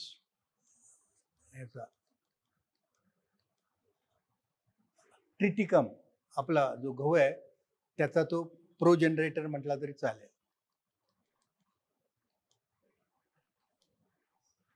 पोआयडी, अव्हेना सटायवा, तुम्हाला माहिती आहे सातू. ते तसंच आयडेंटिफाय करायला ही स्पाइकलेट नुसती बघितली तरी तुम्ही ते सहज आयडेंटिफाय करू शकता. बघा ना, ते ऑन्स, ग्लूमच्या ऑन कशा बेंट आहेत, आत lemma, we can identify it. आणि याच्यामध्ये मी मोस्ट डायग्नॉस्टिक कॅरेक्टर इथं दिलेले आहेत. जर कोण विद्यार्थी असेल, they can read this one. These are the most diagnostic characters of that genus, right. Heterotrichon, Phalaris. आता हे फॅलॅरिस जे आहे ते अगदी गव्हासारखं दिसतं. ह्याच्यात पंजाबमध्ये it is a major weed of rice, आपलं व्हीट फील्ड. आणि ज्यावेळेला यंग असतंय ते exactly looks like wheat. Phalaris हे टेम्परेट गवत आहे, टेम्परेचर आहे. पॉलिपोगॉन. Okay, then Lolium. असे जवळजवळ 600-700 पर्यंत जायचं आहे आपल्याला. त्यामुळं I will go little fast. एका जीनसवर मी बरंच बोलू शकतो. आज आपण इंट्रोडक्शन करूया. मॅडमनी जर वर्कशॉप घेतलं तर 5 दिवसाचं वर्कशॉप, आणि दररोज त्यांना कमीत कमी 200 ते 250 गवतं ओळखता यायला पाहिजे. असं आपण वर्कशॉप घेऊया. हां, Dactylis, it is monotypic grass genus. Monotypic, एक दुसरं तुम्हाला माहीत असेल कदाचित. मोनोटिपिक म्हणजे काय? तर जगामध्ये त्या जीनसला एकच स्पेसिस आहे, म्हणजे त्याचा जवळचा कोण रिलेटिव्ह नाही. मग प्रॉब्लेम आम्हाला येतो असा, त्याचा जवळचा रिलेटिव्ह कोण, हे शोधत असतात सायंटिस्ट. ते शोधत असतात मोलिक्युलर वगैरे काय काय करून. तर monotypic means it is isolated genus, unique genome. So this is monotypic genus Dactylis glomerata which is. Then Poa हे टेम्परेट गवत आहे, आणि त्याचे अनेक स्पेसीज आहेत. हे बघा, पोवा, विविपॅरा, त्याच्या सगळ्या स्पाइकलेट बुलबिल तयार होतात. बुलबिल झालेलं बघितले का तुम्ही आगेवमध्ये? आगेवचा हे येतो ना इन्फ्लुएन्स, गायपात, त्याची सगळी फुलं कशात कन्वर्ट होतात? बुलबिलमध्ये.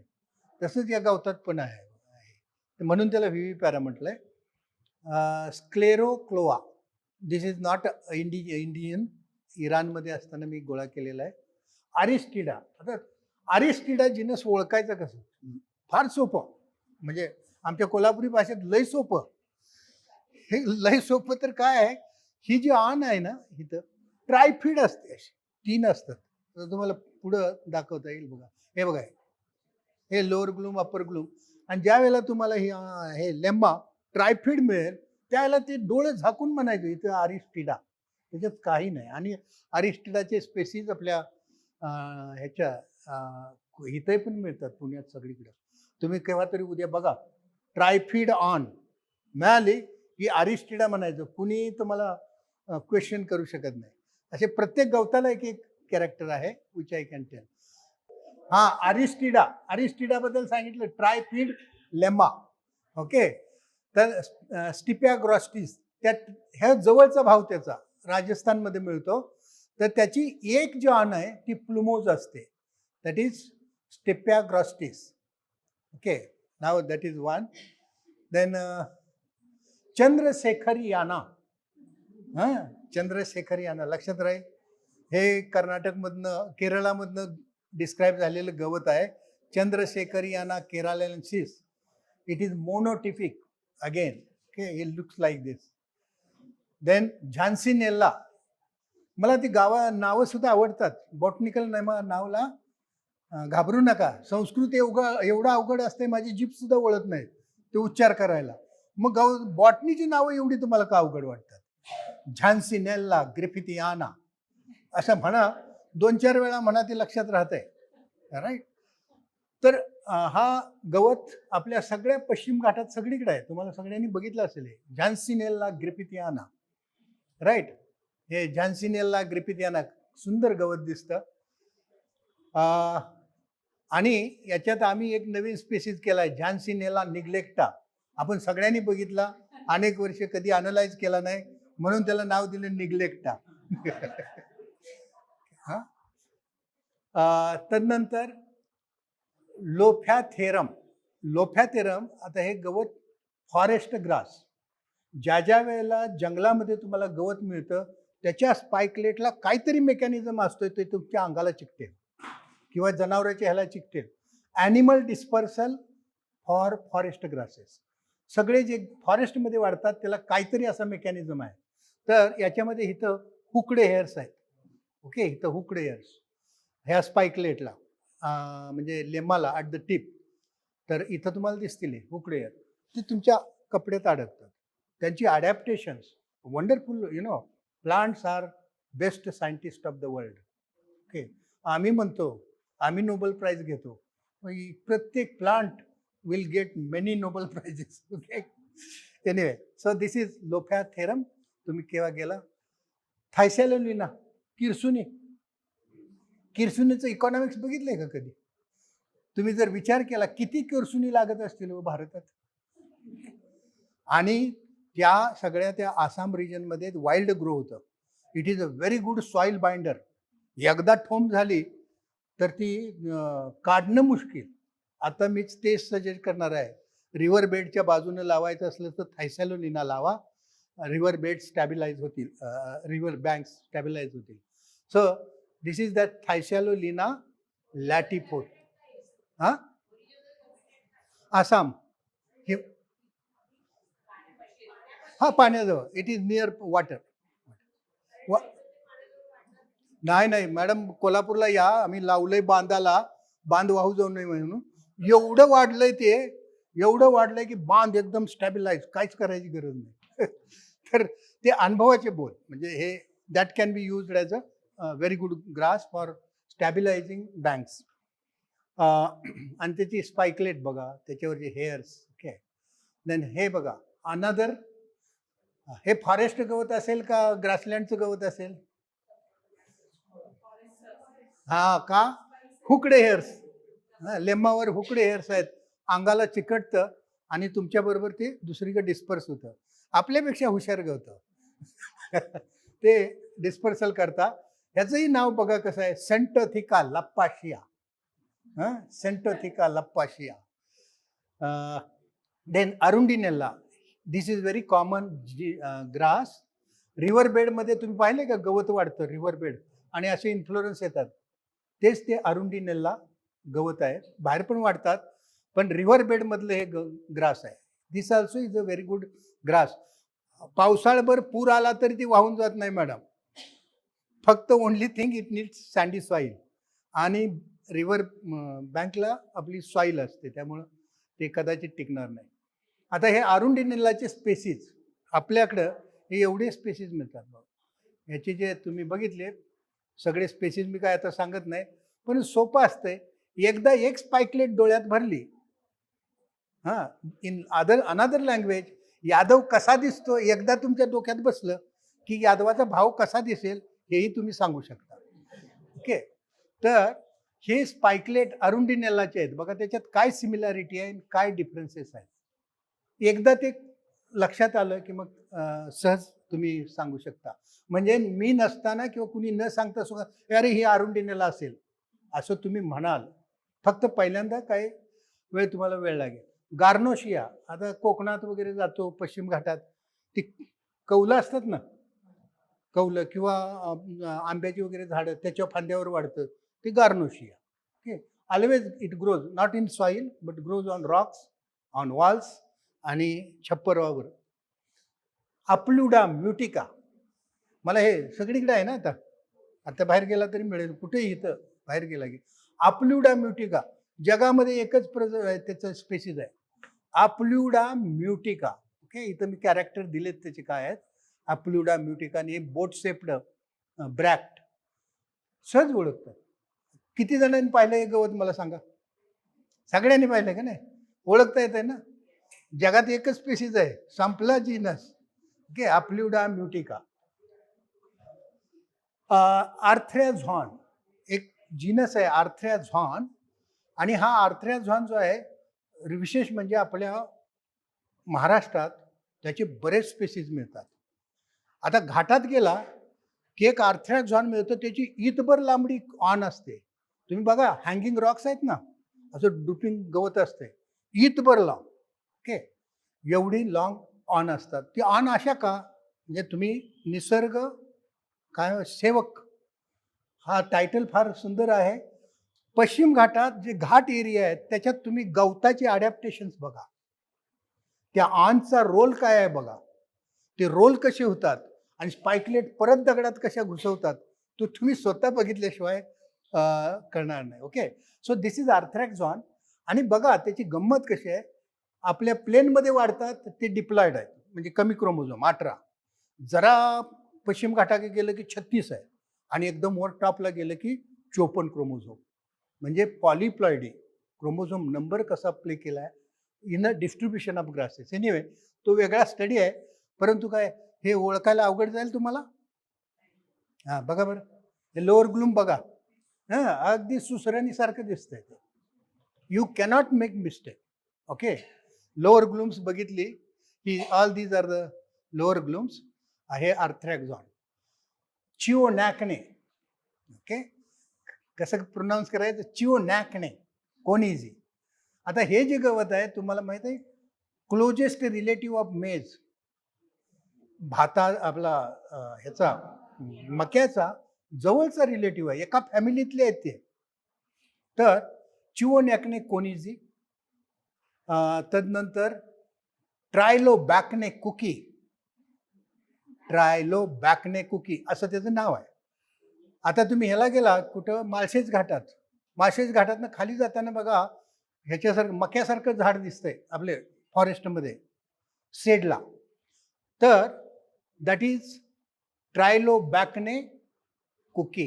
ओके, हे पॉलिटोका मी दाखवते, सॉरी दिस इज पॉलिटोका आणि त्याच्या पुढे असेल बघा पॉलिटोका. ओके, ट्रायलोबॅकने.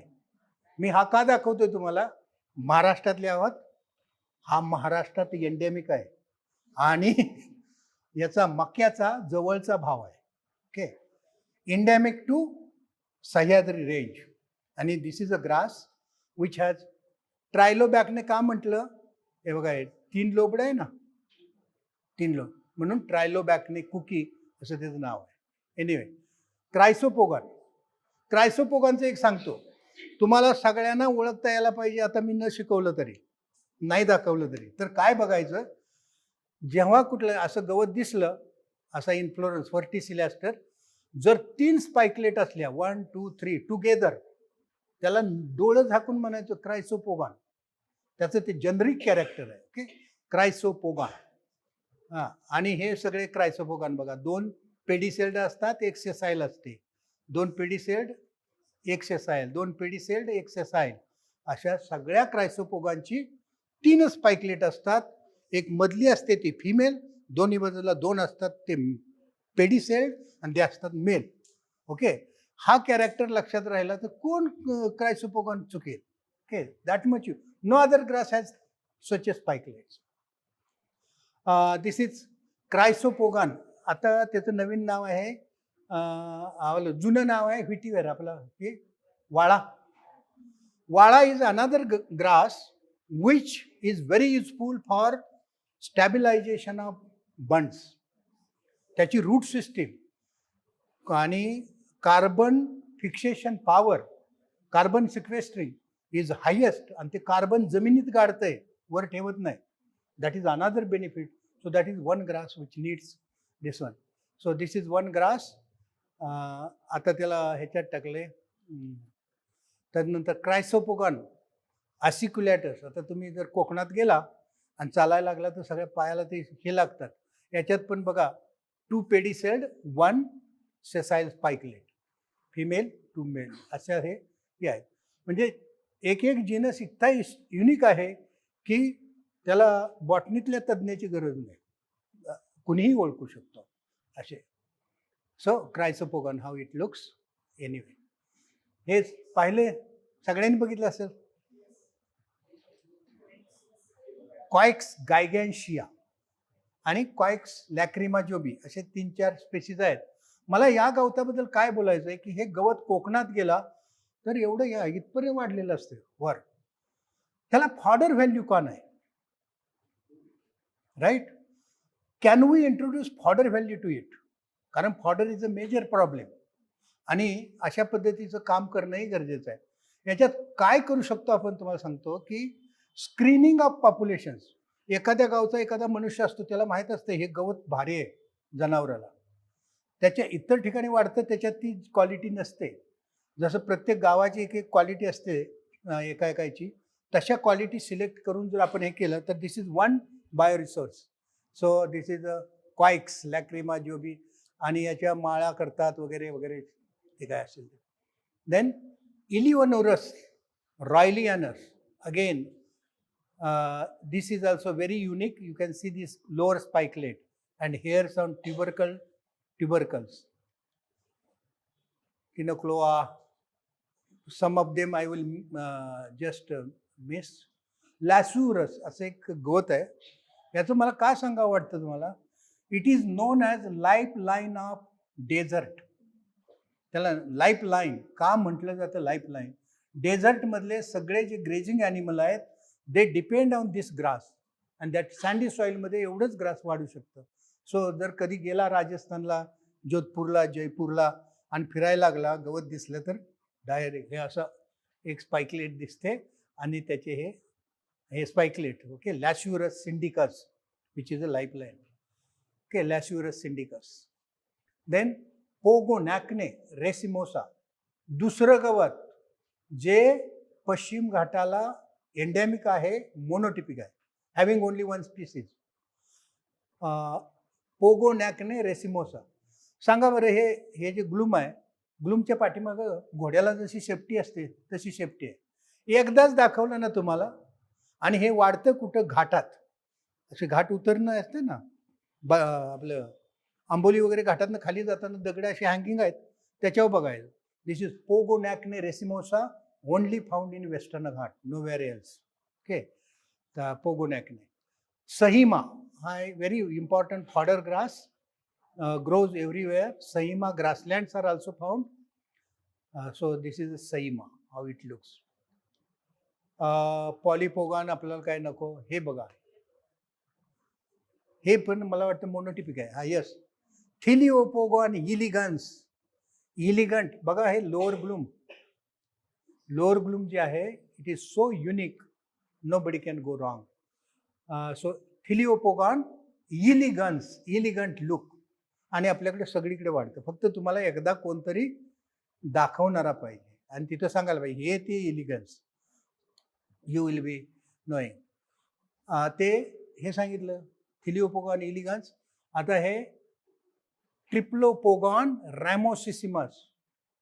तुम्ही आता माथेरानला जाता गेला असाल कधीतरी इकडं या भागातनी जे डोंगर आहेत आणि काळा दगड आहे त्या उभ्या दगडावर वाढणारं गवत एकच that is Tripogon ramosissimus again endemic to Maharashtra. Okay. आता हे गवतचा खूप अभ्यास व्हायला पाहिजे. हा झाला टेक्सॉनॉमी, नाव आलं की झालं. तिथवर थांबतून कसं चालेल, त्या दगडावर कसं वाढतं, how it absorbs minerals, how it grows, all that is a very unique study, ecological study which is needed. Okay, so this is one monotypic endemic grass of our Maharashtra. ट्रिप्सॅकम हे अमेरिकेतनं आणलेलं आहे पण मेजचा भाव आहे म्हणून दाखवलं. तदनंतर हे ट्रिप्सॅकम दिसतं असं मक्यासारखंच. त्याचे ते हे female flowers, these are male flowers, ही मेल फ्लावर्स, इथं फिमेल फ्लावर्स, असं त्याचं स्ट्रक्चर असतं. आणि मका तर सर्वांना माहिती आहे, I need not to tell you. Zea mays. Okay, काय क्रांती आणली जगामध्ये. The plants which changed the world असं एक पुस्तक आहे. I don't know, some of you must have read, I have not read, only I know title, the plants which changed the world. त्याच्यापैकी एक मेज आहे ज्यांनी वर्ल्ड चेंज केलं. ओके, आजपर्यंत आम्हाला कळालं नाही हे एवढं कणीस झालं कसं आहे का नाही. एका कणसात एक कणीस खाल्लं की पुरेसं होतं दिवसभर. एवढं झालं कसं काय अजूनपर्यंत मिस्ट्रीच आपण करू शकलो नाही. ओके, सो दिस इज मेज आणि त्याच्यात सो मेनी थिंग्स. आणि आता भारतात जास्तीत जास्त काय ग्रो करतात बघितलं, कर्नाटक असं खाली जावा बेंगलोरपर्यंत दोन्ही बाजूला नुसता मका आहे, नुसता मका लावलाय. लोकांना ते प्रॉफिटेबल वाटायला लागलं. ओके, आता हे इरिमोक्लोआ मुरिकॅटा, हे बघा करवतीसारखे दात, लोअर ब्लूम बघा. हां, आणि हे प्रेझेंटेशन तुमच्या सगळ्याकडे राहील त्यामुळं तुम्ही मोबाईलमध्ये घेऊ शकता. 18 MB काहीतरी आहे आणि you can see in the field also, no problem. So this is इरिमो. पण हे गवत साऊथला मिळतं, आपल्या महाराष्ट्रात नाही मिळत. आय एम सॉरी, महाराष्ट्रात I have not collect. Glyphochloa is another genus, very unique. तर ग्लायपोक्लोवाचं lower glume, you give me glume I will tell the species. एवढा एवढा तुकडा द्या मला गुमचा. तर ते का आहे बघा. This is lower glume, this is lower glume, this is lower glume, lower glume. हां, हे lower glume, lower glume, lower glume, lower glume. हे बघा रत्नागिरिका, सांतापाय, मैसुरेन्सिस, हेनरी, गोवेन्सिस, हे सगळे ह्या पश्चिम घाटातच आहेत. हा जिनसच फक्त पश्चिम घाटात मिळतो. हां, आणि प्रत्येक lower spikelet is sufficient for identification. Okay, हे बघा ग्लायपोक्लोआ फार्पिक्युलेटा, लोअर ग्लूम. म्हणजे मला दाखवायचं आहे फोटोग्राफीतनं एवढंच की गवत ओळखणं अवघड नाही. Of course it is not that easy also for some genera, पण majority genera you can identify very easily. And this is Hackelochloa, नवीन नाव नेसिथिया ग्रॅन्युलॅरिस. हे लोअर ग्लूम बघा, आपल्या शेतातनी वगैरे वीड असते आणि ही this is a lower glume which is unique. असं दिसतंय ते लोअर ग्लूम. मॅनिसुरिस मायरॉस, हे बघा लोअर ग्लूम, असं winged lower glume. This is entire is a lower glume, unique unique glume, lower glume. आणि ते तमिळनाडू कर्नाटक याच्यामध्ये मिळतं. But it is a very interesting grass. This is Manisuris again. And this is actually Nesithia wellcampi, which we have described. Rotbolia. आता ट्राईबचं हे जे character सांगण्यात काय अर्थ नाही, पण राटबोलिया कुठलीच हे घेतले ना, तो इन्फ्लोरन्स असं केलं की कटकन मोडतो आणि असे एकामेकामध्ये ते बसू शकतात. असं जसं काय हे बीड घेतल्यासारखे बीड बसत. हे बघा इथं तुटलेले आहेत ना, हे नुसतं मोडलं की ते असं मोडतात आणि सेपरेट होतात. याच्यात एक सेसाईल स्पाइकलेट आणि पेडिसेल्ड स्पाइकलेट, ती रॅचेसशी पूर्ण फ्युज्ड असते. असे काही कॅरेक्टर आहेत. This is रॉटबोलिया Cochin चायनेन्सिस. रॉटबोलिया कोचिन चायनेन्सिस, रॉटबोलिया बोली कोलिओरायसिस, देन युअर हिमार्थ्रिया. हे सगळे तुम्ही बघा काहीतरी सिमिलॅरिटी आहे. जो ॲक्सिस असतोय रॅचिस, त्याच्यामध्ये ज्या वेळेला स्पाइकलेट अशा दबल्या जातात आतमध्ये, दे आर नॉट आउटसाईड. खोबण असते, खोबणीत असतात ते. तो ट्राईब जो आहे तो रॉट बोली आणि ते जॉईंटेड असतोय रॅचिस, ती त्याची कॅरेक्टर. ओके. हिमार्थ्रिया. अप्युरास हे पण गवत आपल्याकडे कॉमन आहे. That is also jointed, you can see. अफ्युरास, अरे खूप आहे बघा. Dimeria most common. आत्ता कोकणात गेल्यानंतर जे कातळावर जे गवत वाढलंय, पांढरं शुभ्र दिसतं, ते सगळं डायमेरिया आहे. ओके. डायमेरिया. त्याच्यात एकच पायकले, आता ते मी काय डिटेल्स सांगत नाही. दिस इज डायमेरिया. इच्चिमम, इस्किमम, मुलांना शिकवताना मी म्हणतो इस्किमम, त्याची आई असं Ischaemum. Okay. This Ischaemum we have many species endemic to western Ghats आणि व्हेरी युनिक. हे बघा इच्चिममच्या स्पेसीज मी दाखवतो. इच्चिमम मंगलोरियानम, काय मंगलोरिकम, इच्चिमम टिमिडम, इच्चिमम रायझायडी, इच्चिमम बोली, इच्चिमम इम्प्रेसम, रुगोसम, सांतापॉय आणि इच्चिमम स्पेसीज. नाव you tell me, by looking at this glume और स्पाइकलेट, तुम्हाला ते ओळखतील का नाही? काय त्याच्यात अवघड आहे? सगळे इच्चिममचे स्पेसीज आहेत. इच्चिमम काय नाही, एकदा तुम्हाला इच्चिमम जीनस काय आहे समजला आणि हे फोटोग्राफ तुमच्याकडे असले, स्पाइकलेट बघायची आणि त्याचं स्पेसीजच म्हणजे दॅट इजी.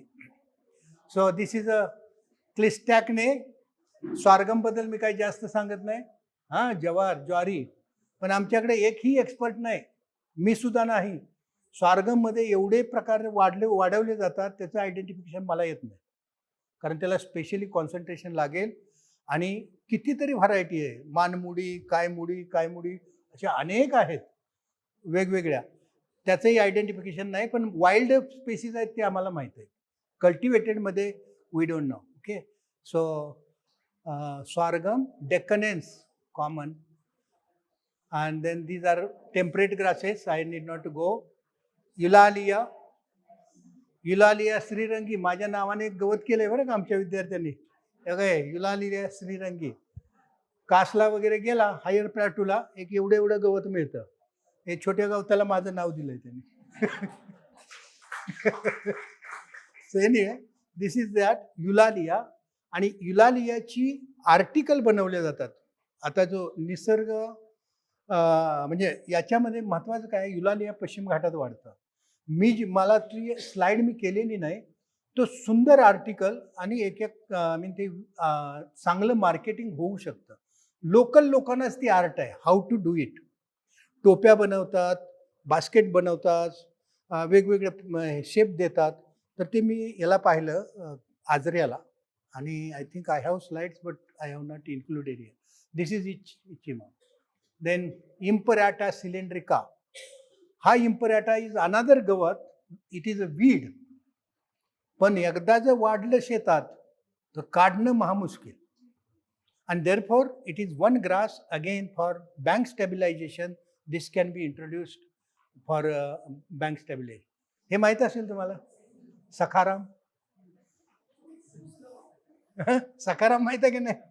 सक्यारम स्पॉन्टॅनियम. ओके.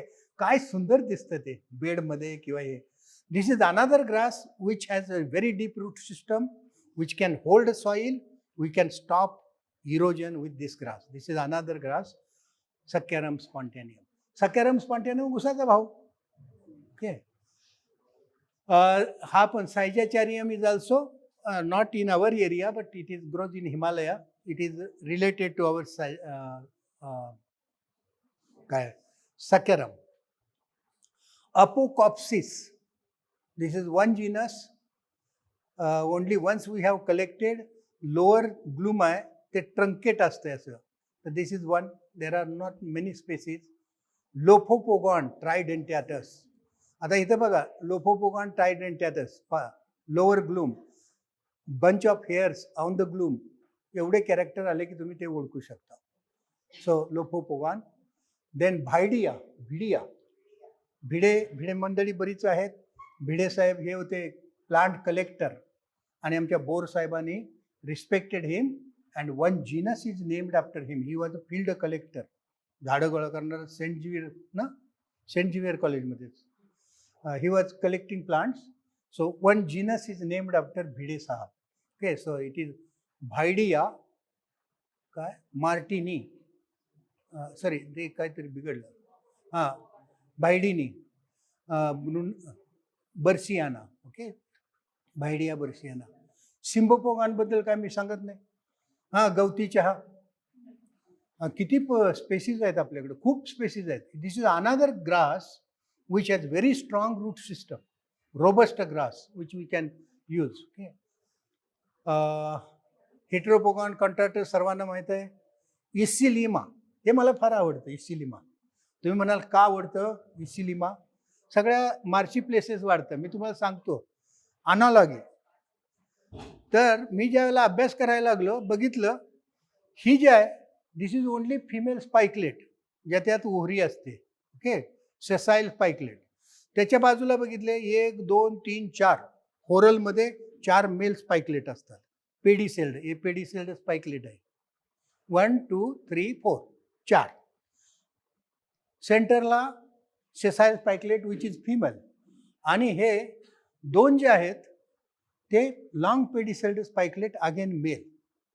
मग मला एकदम आपलं महाभारत आठवलं. रिअली महाभारत आठवलं. म्हणजे this I tell student so they remember. Draupadi आणि बाकीचे 5 पांडव नव्हते, 6 पांडव होते. तर 6च्या 6 आजूबाजूला आहेत बघा. So this is Iseilema genus. आणि एवढं तुम्हाला कळालं की कुठेही जगाच्या पाठीवर तुम्ही इसिलिमा ओळखू शकता. This pedicelled 4 spikelet, 2 long pedicelled and 1 sessile spikelet. Isilima genus can be understood. Okay, so then this is a pseudodicanthium. Pseudo species दिला नाही का मी, मलाही आता आठवत नाही. Pseudodicanthium. This is also monotypic endemic to Maharashtra. Kas plateau वगैरे त्या दगडातनी वाढतो. Monotypic grass. हां, Pseudodicanthium cereafalcoides असं त्याचं नाव आहे. This is थिमिडा. ओके, हे झालं. ओके, बाथ्रिओक्लोआ. आता तुम्हाला सर्वांना माहिती असेल डायकॅन्थियम नावाचा मार्वेल म्हणतो मराठीत. मार्वेल हा सगळ्यात पौष्टिक गवत आहे जनावरांसाठी. मार्वेलचे जवळजवळ आमच्या विद्यार्थ्यांनी 32-33 स्पेसीस गोळा केले. त्यांना म्हटलं एकत्र ग्रो करा आणि त्याचं जर प्लांटेशन केलं ग्रासलँडमध्ये, ज्या डिग्रेडेड ग्रासलँड आहे किंवा ग्रेजिंग ग्रासलँड, तिथं तुम्ही सुद्धा as a layman also you can tell grow Dichanthium species because they are highly nutritious. त्याच्यात शुगर, प्रोटीन सगळे आहेत. तर तो जीनस म्हणजे हा एक बाथ्रिओक्लोआ पूर्वी डायकॅन्थियमच होता. हा डायकॅन्थियम अन्युलॅटम. ओके, हे तर तो एक जीनस लक्षात ठेवा. Dichanthium is difficult to identify species. Genus you can identify. Dichtomys, another monotypic genus from Nagpur region. We have collected it. Dichtomys काय species? Astigata. Okay. Andropogon, Pumilus. हे एकच गवत माळरानावर मिळतं बघा. साध्या साध्या गोष्टी मी मुलांना शिकवल्या की ज्या वेळेला ही स्पाइकलेट पडते त्यावेळेला इथं जो नॉच राहतो इट इज विथ 3 ऑन्स. असं बघा दिसतंय हे 3 ऑन्स. तेवढं लक्षात असलं की बस. फक्त जीनस अँड्रोपोगॉन मध्येच हा कॅरेक्टर आहे, Andropogon pumilus. Then this is Schizachyrium. We leave Hymenachne. It looks like this. Then your Axonopus, जे कॉमन गार्डनमध्ये स्टर्डी ग्रास लावलं जातं लॉन म्हणून, ते गवत म्हणजे अक्झोनोपस. पॅस्प्यालम. बघा प्रत्येक जिनेसचे कॅरेक्टर आहेत. आता याच्यात ही फ्लॅट रॅचिस आहे, त्याच्या खालच्या बाजूला सगळ्या स्पाइकलेट आहेत बघा, आहेत का नाही? एका बाजूलाच आहेत, दुसऱ्या बाजूला नाही आहेत. प्रत्येक जिनसचे आपापले कॅरेक्टर आहेत. Okay, Echinochloa colona, common grass in ditches. Panicum तुम्हाला माहिती असेल, वरी. तर नंतर सॅसिओलेपिस, दिस इज सॅसिओलेपिस. डिजिटारिया, ट्रॅचिस, आता दिस इज सिंगल स्पाइकलेट. ही एकदा बघितली असेल आणि तुमचं जर मेमरी चांगली असेल, माझी मेमरी आता कमी झाल्या, नाव आठवत नाहीत, पण आयुष्यभर you will not forget how this spikelet looks. This is Trachys again. Then Acroceras, we reported for Maharashtra. Alloteropsis cimicina, this is common grass. हे तुम्ही जर बघितलं, ब्लूमवर असे हेअर्स असतात स्टार्स सेपरेट. अलोटेराप्सिस. आणि Cyrtococcum, genus Cyrtococcum, is forest grass, पण ह्याला काही हुक बिक नाही. तर याची नुसती स्पाइकलेटचा शेप तुम्ही लक्षात ठेवला, you can see this shape. सगळ्या सिर्टोकॉकमचा स्पाइकलेट अशाच असतात. आणि डिटेल्ड बघायचं असलं तर बाजूला मी सगळे कॅरेक्टर दिलेले आहेत. ओके, एका लेक्चरमध्ये सगळं सांगता येत नाही. All that I have given. Total number of species, जगात किती, भारतात किती, हे सगळं डाटा तिथं आहे. So it is a good exercise for you to study. Paniceae, हे गवत कुठलं असेल सांगा बरं मला. Forest grass. हे बघितले ना हुक, सिडो इचिनोक्लोआ, पॉलिस्टॅचिया, हे बघा फॉरेस्टमध्येच वाढतं, त्याला ब्लूमवर इचिनेट हे आहेत. हे सगळे फॉरेस्ट ग्रासमध्ये मी दाखवलं, इतर ठिकाणी नाही. Right. So how this hooks are there, you can see. हे आता ह्याची हुक आहे ते वेगळे आहेत ना, त्याचा आणि ह्याचा काही संबंध नाही. This grows in Rajasthan, you know. आणि this is Cenchrus. Cenchrus is setae. Spikelets are inside. All around there is a whorl of this city. That's why known as Cenchrus. Okay, this is a Cenchrus. Cenchrus biflorus. Cenchrus. This is Cenchrus ciliaris. हे जे cilia सारखे आहेत. आणि Cenchrusचे हे spaces, Cenchrus biflorus, ciliaris, setigerus and echinatus. Based on their city, you can identify species, right? काय सेंक्रस, pennisetum. Pennisetum माहीत आहे. पॅनिकम सगळ्यांना. सिडोरॅफिस, पाण्यामध्ये वाढतं, इट इज अक्वाटिक ग्रास. स्टिनोफ्रॅनम, त्यानंतर स्टिनोटॅफ्रम, दॅट ऑल्सो. समुद्रकाठी गेला तर एक गवत मिळतं, म्हणजे सांडमध्ये. आणि ते एक गवत आहे की त्याची मेल प्लांट आणि फिमेल प्लांट सेपरेट असतात. आणि त्याचं ज्या वेळेला हे बनतो, कुठे गेला, अरे क्या, हां, हे जो आहे ना असा गोल राऊंड असतो. आणि ते ज्या वेळेला डिटॅच होतं, समुद्राच्या वाळूवरनं पळताना तुम्ही पाहिलं, really for 1-2 minutes you will be engrossed in that for dispersal of seeds. This is a female, these are male. Spinifex असं त्याचं नाव आहे. लक्षात ठेवा, केव्हा गेला समुद्रकाठी तर Spinifex littoreus. Okay, so this is a Spinifex, you can remember. Eriochloa. इरिओक्लोआमध्ये लोअर ग्लूम नसतात, they are reduce to the rim, असं त्याचं कॅरेक्टर आहे. तर रिम दिसते, lower glumes are absent. This is from Andaman, unique grass anyway. Eriochloa खूप आहेत अजून, त्यामुळे मी पळतोय आता. हे नको. मोरोक्लोआ, हा मोरोक्लोआ, मराठीत काय म्हणतात माहिती नाही. मोरोक्लोआ हे आपल्या शेतातनी वाढतं. तर काय झालं, विद्वान असतात ना बॉटनीत, तर हे गवत आहे ते आम्ही पूर्वी त्याला ब्रॅकियारिया म्हणायचो, त्याचा जीनस ब्रॅकियारिया. तर ब्रॅकियारिया म्हणत असताना काय आता नवीन नवीन टेक्नॉलॉजी आले, ते म्हणाल नाही नाही, it should be separated into separate genus. तर जे जुने लोक होतात काय म्हणाल, नाही होते त्याच्यातच बसतंय, नाही म्हणाले दिस हॅज टू बी चेंज. आता ज्यांची मेजॉरिटी त्यांचं करतं. मग त्या माणसानं, ज्यानं, जो जुना माणूस होता त्यांनी त्याला नाव दिलं मोरोक्लोआ, असं नाव दिलं. त्याचं अर्थ काय माहिती आहे का, अ ग्रुप ऑफ इडियट्स. जे फोर्स केलं त्याला मोरोक्लोआ. तर ते मोरोक्लोआ म्हणून आहे. हे कॉमन गवत आहे आपल्याकडं. पण बारीक स्पाइकलेट असतात त्यामुळे तुम्हाला ओळखतो.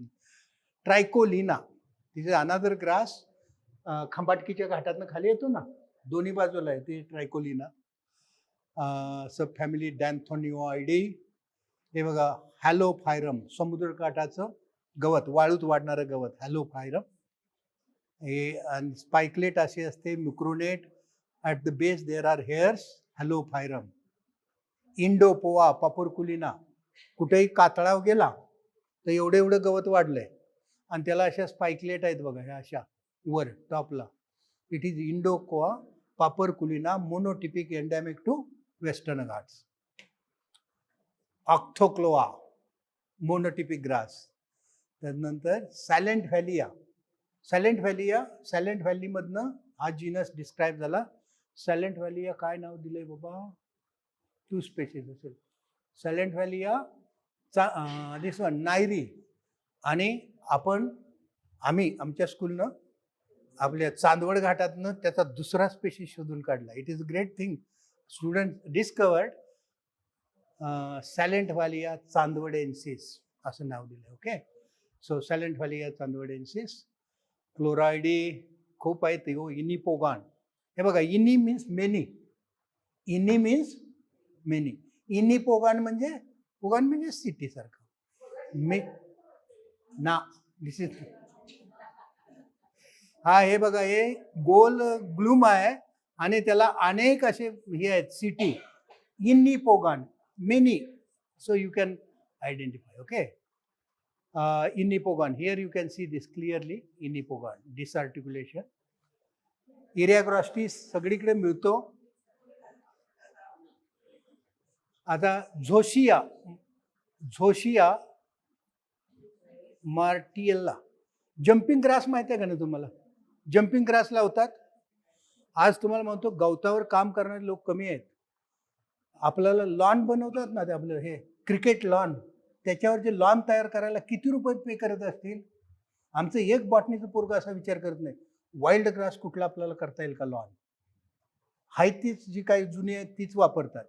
So it is a business of crores of rupees making lawns. आणि त्याच्यासाठी मग नवीन गवतं काय आपल्याला देता येतील का, एवढी मी लिस्ट दाखवतोय. आम्हीही काय करू शकलो नाही, नुसतं टेक्सॉनॉमी. तर something you people can do it. Okay, this is a Crypsis which has come from Kashmir region to Maharashtra. Then this is Sporobolus unique आहे. हे बघा इथं आहे ना सीड, त्याला असं कवर असतंय, पावसात भिजलं की ते याच्यातनं बाहेर येतंय असं. Okay, it is the only genus which has this characteristic. इथं तुम्ही बघू शकताय बघा. चिमणचारा म्हणजे इरियाग्रॉस्टिस. आपलं हे चिमणचारा म्हणजे, आता कुठल्याला चिमणचारा म्हणायचं मला माहित नाही, सगळ्या चिमण्या बसलेलेच असतात. पण चिमणचाऱ्याचं एक नाव आहे particular, Eragrostis. Eragrostis. So Chlorideae last. Aeluropus, समुद्रकाठी वाढणारं. त्यानंतर Pommereulla, this is also monotypic genus found in south India.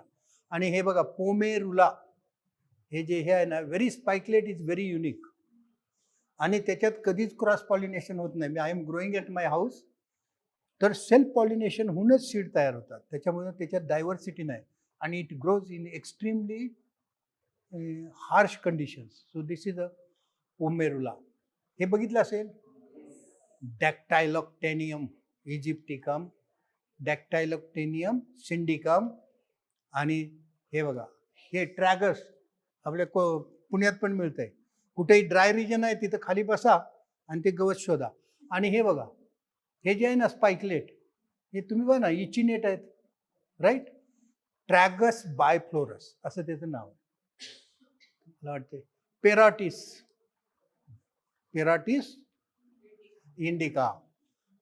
Indica असं ते फील्ड दिसतंय, शेत. पेराटिस इंडिका स्मॉलेस्ट स्पाइकलेट.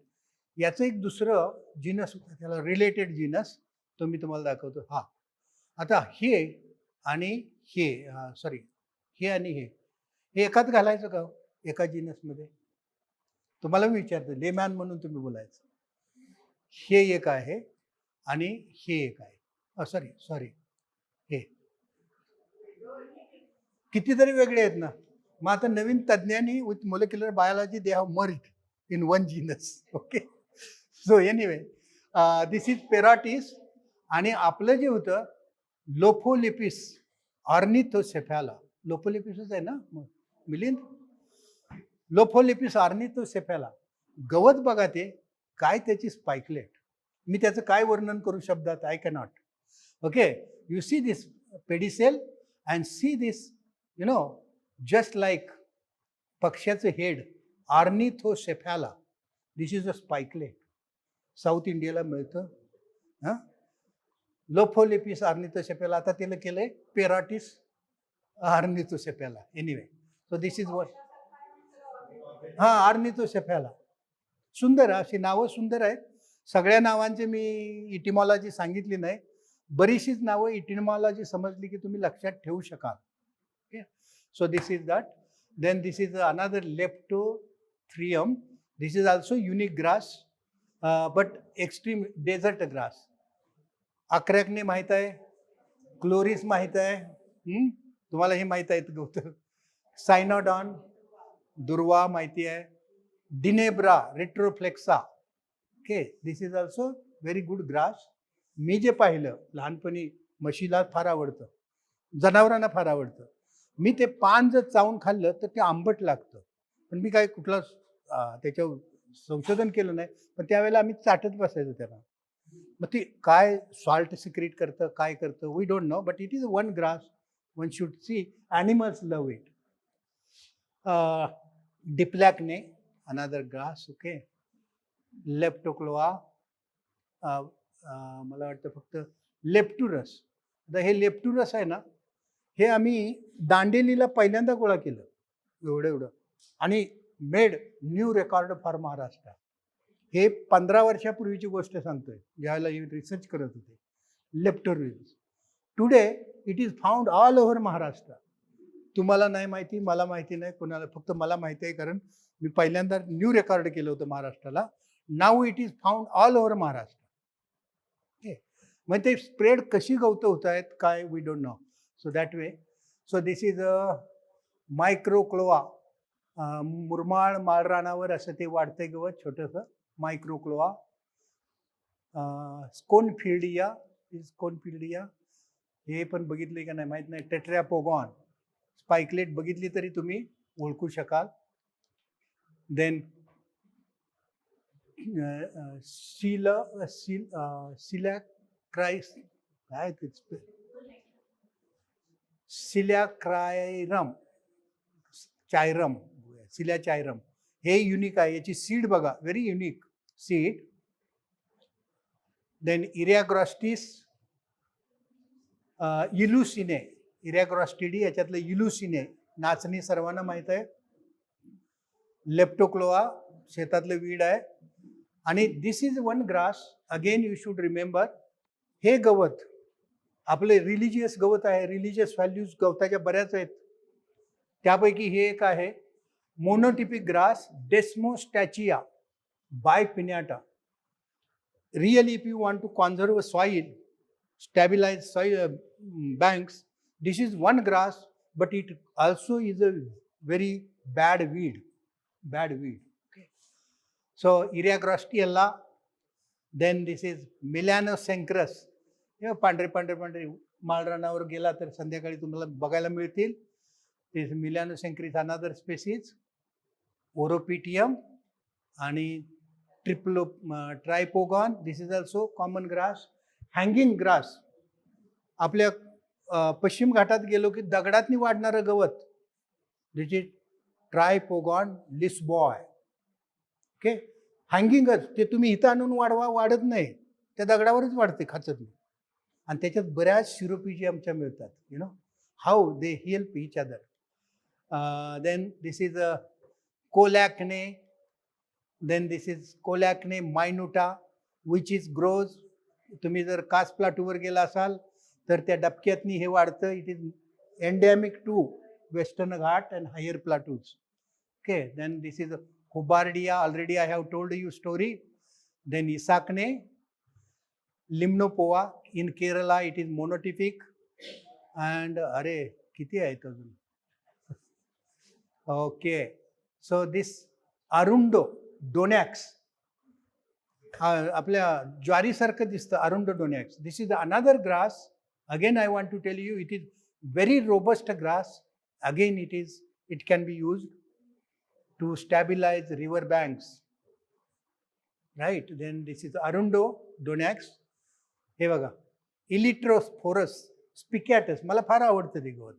का आवडतं माहीत नाही. त्याचे 2 स्पेसीज आहेत. एक भात खाचरात गेला. आता भात कापल्यानंतर भात खाचरं 1-1.5 महिना झाला की हे गवत तुम्हाला दिसायला.